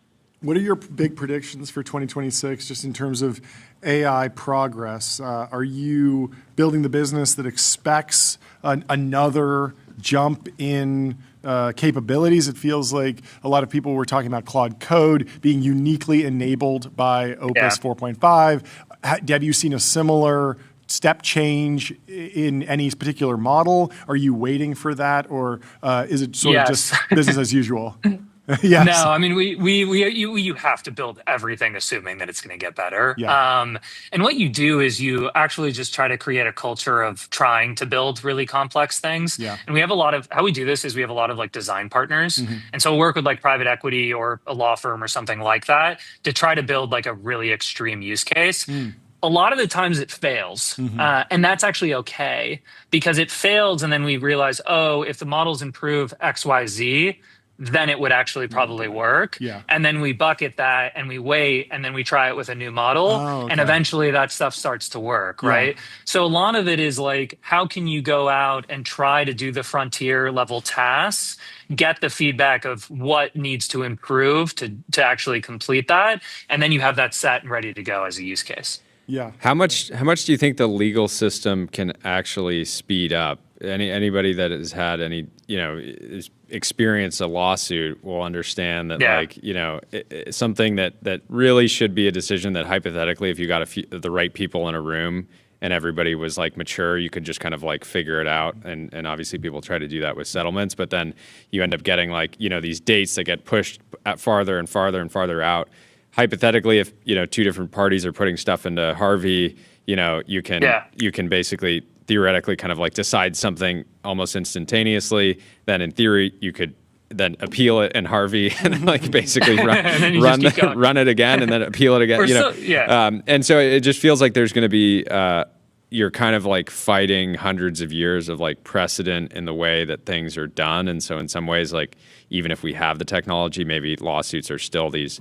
And any type of like legal process could still end up taking months or years in some cases. Yeah. I think there's a lot of stuff that needs to happen on the actual court system to like facilitate this. Like, I guess maybe a better way to think about this is like, there's three categories. One is like the process and the system, right? And hopefully you move that along by just the technology advancements are so high that the process and system breaks and then it has to change. The second is like all of the context that's relevant. So can you like collect all of the data that's relevant to actually doing the task? And then the third is actually just like the underlying technology, right? Like you need all three of those. I think there's going to be a lag. I think exactly right. But there are a lot of, we just talked about what we do in Singapore, and there are a lot of kind of forward-looking folks that are looking at this. The other thing I'd say too is like, we see more movement on the transactional side because at that point, it really is just up to the principals, right? So both sides of the deal want to do something, you can do it, right? And honestly, like a lot of the best lawyers on earth, they're deal makers. Like that's what they're doing, right? They actually like the reviewing of the document. That's kind of just like table stakes. It's actually, they give massively really valuable business judgment advice, right? And it's because they've just been in those rooms so many times that they've seen so many different private equity deals done that they can actually you have the greatest entrepreneurs in history that maybe only sell their company they sell their company once, or they start another company, they sell it again, but that's nothing compared to the lawyer that's been through 200 transactions. That makes sense. Tons, and they're in the room, and that's happening more and more. The lawyers are in the room even more than the bankers are, actually, increasingly, right? And so I think that all of this goes to say that I do think the profession is going to change. I think that's good for consumers of legal services. I also think that's really good for lawyers, because the reality is like, people will go to law school because they see TV shows like Suits, and they want to be like the lawyer on that TV show, right? Or the Lincoln Lawyer or whatever. I don't know. I love Matthew McConaughey. And so they want to be a lawyer like it is on TV, right? And I think what's important is if these tools start saturating the market, your career is going to look closer to that. It's going to look closer to like working with clients and to actually going to trial and working on these big deals. So that's why I'm really excited about it. And we work with a lot of law schools on kind of figuring out what that career path is going to look like. What's happening, like law school applications, or is that like a local top? Tons of people are deciding to go to law school. Some people are concerned by that because people are going to saddle themselves with debt or spend a lot of money, and I feel like there's a lot of uncertainty how have you been processing that? Or some of these law schools, like I imagine they're trying to get access to Harvey, and maybe you have relationships with them. So we work with a lot of law schools, and so we announced our program last year. And at this point, I'd have to give you the stats, but I think we're at 15 of the top 20 law schools or something like that. So we're definitely moving pretty quickly there. Thank you. I would also one thing I want to say to this is I think that a lot of folks have said that that's actually a bad sign for the economy when more people apply to law school. I actually don't think that's why more people apply to law school. I think a lot of people apply to law school because they think that being a lawyer, you can make a change in the world. I genuinely believe that, and you can. Yeah. And I think actually what happens is when you're in tumultuous times, a lot of people say, hey, I actually want to change this. Especially, when you're applying to law school, you're younger, right? You're in a younger generation. Yeah. And I think that's actually a lot of the reason why, these applications increase over time. That makes a ton of sense. Well, thank you so much for taking the time to come on the show today. Yeah, very, very cool. We could talk for so much longer, but I'm sure we'll have you on many times this year. Yeah, congrats to the whole team on all the progress. And thank you for hopefully reducing our legal bills. We will talk to you soon. Or shifting around the budget. Guys. Or shifting around the budget. Yeah, we'll see you soon. Our next guest is Yotam from Sierra with some fantastic news. He is in the Restream waiting room. Let's bring him in to the TBPN Ultradome. Yotam, how are you doing? Good to see you. How are you guys? We're fantastic. Since this is your first time on the show, kick us off with an introduction on yourself and the company. Gladly. I'm Yotam Segev. I'm the co-founder and CEO of Sierra, based in New York City. Cool. Sierra is in the data and AI security business. Yeah. We make sure that all of the data that goes into these AI systems remains private, remains secure, and we enable enterprises to adopt AI. That's amazing. How'd you start the company? I started the company out of a friendship and a partnership. My co-founder, our CTO, and I go back 16 years at this point. Wow. We were standing in the same line to enlist when we were 18. Yeah. And I had the pleasure of working side by side with him in the military service. Wow. And I knew that I always want to work with him. So the moment he said, let's start a company, I said, okay, I'll go with you. Yeah. What did you guys do first? What do you mean? We did cybersecurity in the IDF, in the Israeli military. Sure. Got it. Okay, so this is your first company? This is our first and last. I don't think we do first and last. There we go. Love that. One shot it. Well, what's the key to getting large enterprises on board as a first-time entrepreneur? It seems like that's a lot of people vibe code something, get some ground-up adoption. It seems like you've gone to the top of the market. What informed that strategy? What's been the key to success? I think for us, it's been a combination of listening, using our 2 ears, Sure. To really listen to the customers and understand that they know very well what they need to fix, why things are not working, what hurts, why things failed in the past, combined with the ability to engineer at a super high velocity and really solve complex problems in super complex ecosystems. I think that the combination of these two things together has been our secret to success with the large enterprise. Yeah. What scares you the most about how AI is being adopted in the enterprise today? Like when are you talking with a customer and you're like, whoa. Yeah, that's a good question. Wow. Where do I start? I think that there's so much pressure being put on the security risk and compliance teams to get out of the way and let the AI be rolled out. I think that the level of security capabilities that's being bundled with the AI from the AI providers themselves is very insufficient. And I think that in many regards, with the gap, the exposure that is being created is quite meaningful, and we're going to see the results of that in the coming years. What's the key to creating differentiation in the cybersecurity category? It feels like there's a lot of companies that are established. They're not asleep at the wheel, and yet you've grown very quickly, gotten very big. How are you positioning and creating white space? Yeah. So the first thing that is really unique about cybersecurity is that in most of what we do in our lives, we get measured on how well we do on average. Yeah. In cybersecurity, we get measured on our weakest link. Yeah. It doesn't matter if you're an 8 on average. If you still have a 2 or a 3, it's bad something news. bad is coming your way. Yeah. And because it's we're not defending a static target, we're defending a very dynamic target. The threat vectors are changing, the IT landscape is changing, the regulatory landscape is changing. There's always going to be exposures, there's always going to be soft spots. I think for us, our focus on data, the ability to understand and differentiate between the 1% of data that really matters to an organization. If that data was leaked, breached, exposed, that would create a bad year for them, not just a bad weekend. Yeah. Right? And the 99% of data that clutters, which is so much of the data they have. Based on the ability to do that across the enterprise, at the enterprise scale, we've really been able to build a holistic data security and AI security platform that helps the organization achieve so many outcomes. Yeah. Well, thank you so much for coming on the show. Give us the latest fundraising news. We got to hit the gong for you. Is this like a friends and family round? Yeah, I happen to have friends with $400 million. That's, there we go. Good friends to have. Great vote of confidence to get Blackstone in. Series F. You're going to run out of letters soon. So hopefully we'll see you at the New York Stock Exchange soon. Thank you so much for coming on the show. We will talk to you soon. Have a good rest of your day. Cheers. Goodbye. And up next, the moment you've been waiting for, Josh Wolfe, the co-founder and managing partner at Lux Capital. He'll be joining us in just a second.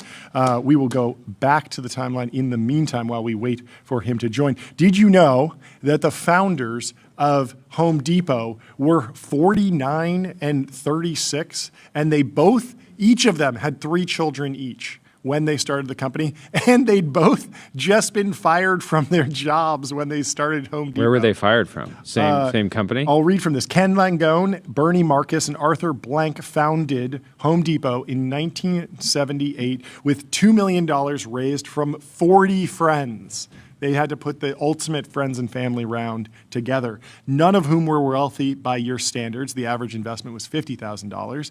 After Bernie, age 49, and Arthur, age 36, had been fired from their previous jobs, and with 3 children each, no health insurance, that's a nightmare, no savings, heavily mortgaged homes, they were effectively broke.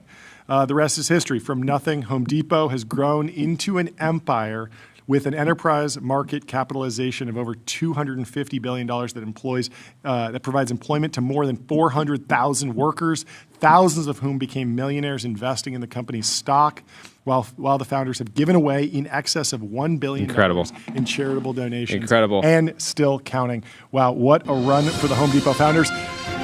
Well, what a run for Josh Wolfe. The moment you've been waiting for. We have Josh Wolfe in the Restream waiting room, and here he is in the TBPN Ultra Dome. Josh, how are you doing? Look at this setup. Look at this background. You look fantastic. How you doing? Did you have a good break? Are you off to a good New Year? Seems like it's a great New Year. Fantastic. I'm excited. And what's the news? It seems like you're kicking off 2026 with the bang.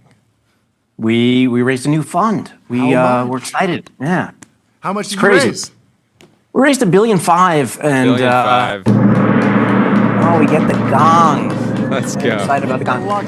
It's crazy. I remember 20 plus years ago, we raised our first fund, and it was $100 million, and I struggled to hit it. We got 92.1. I'll tell you, to this day, I remember literally every single person that said yes or no. Yeah, every single person. Everybody.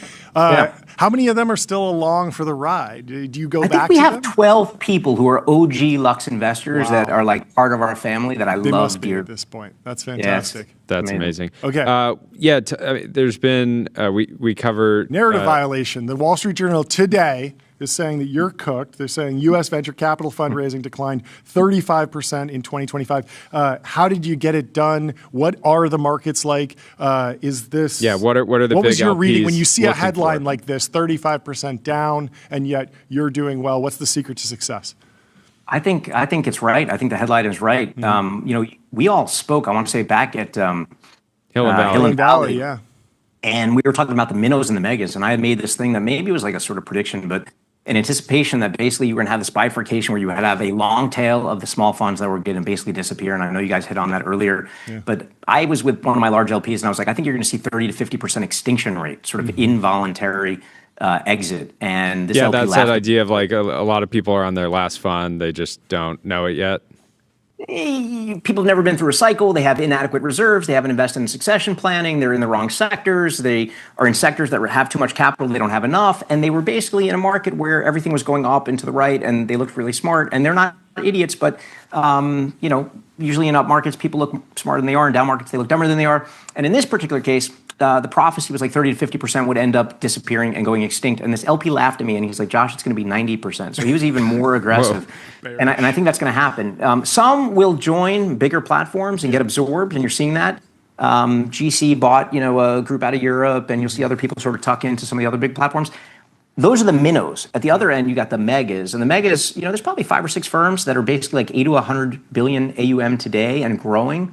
And I actually think that they will voluntarily exit. So you will actually see IPOs probably from Andreessen, GC, GA, a handful of others that are basically gearing up to be multi-asset platforms. And they're amazing investors. They're great people. But it's just changing the game. So you got small fries that are basically exiting and people that are emerging managers. A few will enter and grow. We were once an emerging manager and entered and grew. And then you have large guys that are basically gearing up, I think, to go public. So it's probably, 12 firms, in the middle that are like between $1 and $3 billion. They can do like early 100K checks and late 150 to $200 million checks. And I think for the next few years, that's going to be the place to be. It's a good place to be. More positively, how excited are you for this moment to have this amount of capital to deploy? I've read your letters as long as I've been in the industry, and it feels like Lux as a fund was really built for this moment. Everything from hardware to bio to AI, all these things that you've been writing about forever feel like they're having such a moment. It is, and I got to be honest, it's as much as the team is out on the edge scouting it, is really about the founders that we back. So you look at Brian and Palmer and Trey and Matt at Anduril, like they have just absolutely crushed it. This was at a time when nobody wanted to fund defense 7 years ago. Being able to be founding investors in Anduril, seeing the success that they're having, the success that I anticipate from here is just incredible. You look at Kasser at Applied Intuition. I got to say, amongst 350, 400 companies that we've funded over the past 20 years, it is one of our only cash flow positive businesses, and they're just also crushing it. Let's give it up for they will get a gong, Yeah. Many times. Cognition and Hugging Face, and we've got an amazing team. Brandon Reeves and Grace Isford and Peter Aber and Shaheen Farshi and Lan Zhang and Dina Shacker, like Shaq Veda, like they're just all out crushing it, and I'm very grateful. I feel like we've got the best team on the field, and more importantly, I feel like we've got the best founders. Eric at Modal and the team at Ramp, and I just feel extremely fortunate that we get to partner with these guys. And it's like the gift that keeps on giving. So my biggest thing to my team right now is don't screw it up. Don't, we've got a good thing going. Be humble. You are only as good as your last deal, and serve our entrepreneurs and make them successful, and they will make us successful. And I feel very grateful. How are you thinking about this year? What are you focused on and most excited about personally from an investing standpoint? Most important investment that we've made as a firm internally has been our young team that is just like, again, kicking ass now. But in terms of sectors, I'd say generally about a third of what we do is aerospace and defense. So we're doing that globally. We're air, land, sea, space, cyber, and beyond, and now subsea and subterranean, which is wild. That was something that Palmer himself was talking about years ago, and I thought it was crazy. But of course, we've seen that in everything from the southern border to Gaza and Israel. It's a real thing. And so we're now in the U.S., we're in the U.K., we're in Israel, we're in Bulgaria. Us and Delian. And Durasat, right? Exactly. We're in Japan. Don't they have some cash flow? I thought Enduro had some cash flow. I don't know if it's cash flow, but just like remarkable economics. Yeah. It is a great founder, great business. Yeah. I'd love to do something in India in defense, and I'm very bullish, as you may have heard about this IMEC corridor between India, Mideast, and Saudi and UAE, and Israel and Jordan, and the Mediterranean and Europe. And so I just think that whole thing in the aerospace and defense segment, U.S. and allies, is going to be a big deal. You see Trump putting out, $1.5 trillion on the defense budget, an enormous amount of spend. You had the clip from Palmer earlier today, which was awesome, and the incentive alignment so that the bloated bureaucratic beltway bandits are starting to realize like it's not just about hyping your pipeline as a defense company, but actually delivering real material and weapon systems to the warfighters. So that's pretty critical. So that's one sector. Biotech, has been in the doldrums for the past, I don't know, 2 years. Yeah. XBI is up 50% in the past 6 months, and I think you're going to see an enormous resurgence in cutting-edge biotech, particularly at the intersection between AI. We were founding investors in this company, Evolutionary Scale, that we took out of Meta, and then CZI, ironically, ended up buying them just a few weeks ago. So I think you're going to see more and more of that. And then everything in embodied intelligence, the next wave of AI and compute infrastructure is not just going to be two-dimensional AI, it's going to be 3D. So some of that is bio, some of that is robotics, some of that is automation, industrial. But I think that you're going to see some huge deals, some really big dollar deals around this idea of embodied intelligence, where physical intelligence and Lockheed Groom and the team are just incredible. But you'll probably see 2 or 3 other things that are adjacent areas, not specifically robotics, of how do you take some of the great inspirations of our low-power brains and embody that so that we're not having hundreds of thousands of GPUs and NVIDIA clusters, but instead doing both edge inference and really interesting biological-inspired ways of having AI into the 3D world, which is going to be wild. So excited about all that. That's amazing. It's sort of a bad time to become a venture capitalist. We are seeing this K-shaped dynamic, a lot of small funds walking down. Not necessarily a bad time to be maybe not the best time to start your own fund. But I want some advice for someone who can't be talked down from it. The person who's going out and join a great fund. Join a great fund. Is that your advice, or what if someone says, "I want to start a fund"? I want to start a fund. When we started Lux, it was at the tail end of the dot-com boom bust. And I was like, let's carve a niche out that nobody else was doing. There are going to be brilliant people. I mean, I got to be honest, whether personally, some of the partners or the firm in some small ways, there are brilliant people that I know that are going to be launching funds, and they have networks and access and kinetic activity. And there is this barbell. You have older folks in the industry who have access and influence, but you have younger people that every night they are out and pulling together incredible engineers and developers and entrepreneurs. And I would never count those people out. Now, they're going to need capital over time, and there'll be people that we partner with, but over time, they will go from a small fund to a big mega fund.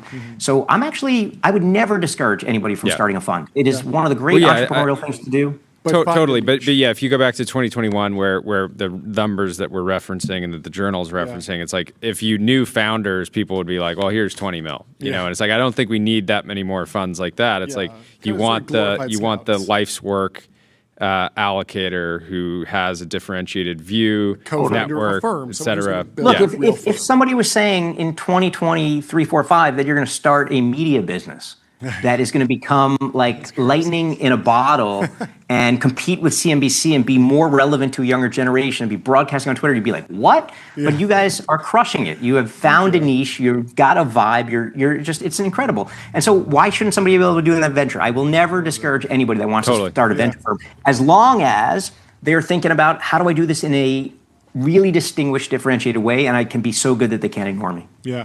What are your LPs thinking about the IPO window this year, next year? It feels like there might be trillions of liquidity coming to the tech industry. Is that going to have an effect at the early stage, at the next stage of scale-ups? Will that affect VC dynamics, or is that kind of just a foregone conclusion at this point? No, I think that you're going to have a big set of IPOs. I mean, everybody sort of knows the names off the tip of their tongue, but probably 6 to 10 companies, I think, this year have such high demand. They've so far been rewarded by basically saying no and waiting and having ever higher rounds and lower cost of capital. I do think when you even look at Palantir and the valuation of Palantir, and Alex and the team are amazing. But to me, it is less about Palantir and more about huge amount of pent-up demand for next generation defense tech. I think if and when you ever do see a debut from Anduril, no idea on the timing, size, all that kind of stuff, but the demand is going to be really high, and you see it in the private markets now. Just as a proxy, we used to get bids on the secondary market for a lot of our companies, either sort of at last round price or maybe at a discount to NAV, to the discount to last round price. Most of the bids we get for our companies now, particularly the ones that could be or will be going public, are at premiums. And so I think the demand is really high. It will usher in a next generation of companies, and it will happen in AI compute. You'll see it in some of the big foundation labs. You'll see it in biotech. I think you're going to see a window over the next 6 months where you see a ton of really interesting biotech IPOs. And it'll happen in aerospace and defense in this next generation. And this whole confluence will just make a ton of sense. This arc from Google having its employees protest, working on Project Maven, to seeing the rise of Anduril, to seeing Trump's, lashing the existing bureaucratic primes, and then you see mega IPOs and these next-gen companies that didn't exist 10 years ago being worth more than some of the existing primes. I think it is going to be a bellwether for the industry. And it is great to be American. It is great to have American capital markets. Capital wants to go where it is welcome and stay where it is well treated, and it is here. So super bullish. Yeah. Well said. What does an object need to? What qualifies an object to get on your shelf here? Oh, yeah. You got to be part totem of my like nostalgic childhood. You know, I've got I don't know. You know, this is the Cyclone, which is the scariest roller coaster. Oh yeah. That's where I grew up in Coney Island, Brooklyn. I will never forget my scrappy roots. It's a wooden roller coaster, right? It is a wooden roller coaster. I'll tell you, it is the scariest roller coaster in the world, not by virtue of speed or descent, but it is so old, your ride may be the last. And the thrill of that is like, you know, mind blowing. I've got my first Game Boy. You know, if you had Palmer, CES, you know, rocking the new mod retro. Yeah. I've got my first Nintendo Donkey Kong. Nice. You know, flip. It's like when I was. So this is my childhood. You know, and it's the things that inspire me from. We're all just big kids. From science fiction to science fact, it's all the little totems that have made me. I love it. I love it. Incredible. Well, thank you for giving us the update. I'm sure you'll be back on many more times this year. It's going to be a massive year, and I look forward to it. Yeah, we'll talk to you soon. Guys, congrats on what you built. Thank you for being a part congrats of it. to your whole team. Multiple times last year we got to hang out, and it was really, really fun. So thank you so much. much. To look forward to. Peace. Cheers. We'll talk to you soon. Have a great rest of your day. The last thing I want to talk about is this new Fujifilm camera that has a very interesting feature that allows you to take photos from any period in time. So instead of baking in filters or lenses or anything that you could change, you hold it like a old Fujifilm camera, but there is a dial on the side that will let you select a decade. So you can say, I want the photo, I want this particular photo, the next photo that I take, I want it to look like it was taken in the 1930s. I want it to look like it was taken in the 1970s. I want it to look like it was taken in 2010.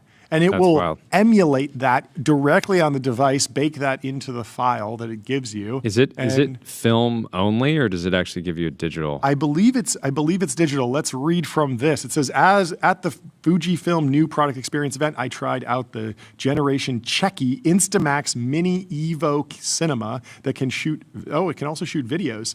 A design that evokes 8mm film cameras. It comes equipped with a dial called the Jedi dial that lets you enjoy effects inspired by the 1930s to the 1920s. Of course, it offers the fun of Checky, and it's a model that also lets you enjoy that analog-like operation feel. So I believe it's a video camera that will spit out an MP4 on a memory card that you can upload to whatever you want. Maybe we should get one around the studio. We should get one that's connected over HDMI into the stream, and we can use that like we've used the VHS camera in the past that you may have seen here on TBPN. Anyway, anything else we should cover today? Apparently, Trump just ordered the U.S. government to buy $200 billion in mortgage bonds to drive mortgage rates down. Says he's bringing back the American dream. More debt for the American taxpayer. Interesting. Right? More debt for America to bring down the rates for Americans. That could be good, I guess. Could work. Yeah. We will see. There's also a new Hyundai Waymo, and CES. It's estimated to cost $42,000, which, if true, is like a 10x decrease in the price of the Waymos.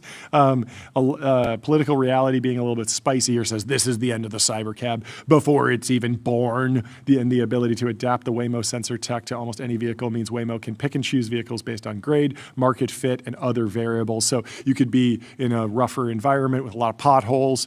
You build a Waymo out of a G-Wagon, I suppose. Maybe I like it. If you're on clean streets, you go with something. And what's up cheaper. with this? Will.i.am has a car. It's a 3-wheel. Also, we just singular. Really quickly, I need to clarify this because we have to issue a correction. This is completely fake news because there's apparently there's a a community note on this that says this is actually a different company's Hyundai Ioniq 5 robo taxi. It's not Waymo's, so we will see where this completely all goes. fake news. Anyway, but apparently will.i.am has a new micro mobility EV. It's 3 wheels. This thing looks absolutely insane. Craig Brockman was fired up on it. Looks straight out of Tron. Mm-hmm. I like the look, and we should get will.i.am on the show to talk about Trinity. That would be great. It's going to be. They're selling this on Kickstarter. That's wild. That I wonder. Yeah, it's sort of a motorcycle that doesn't require as much balance. I wonder where this would be the most popular. It certainly looks cool. It seems like a fun thing to go for a drive-in. I wonder if it's more experiential or supposed to be something that you would actually commute in.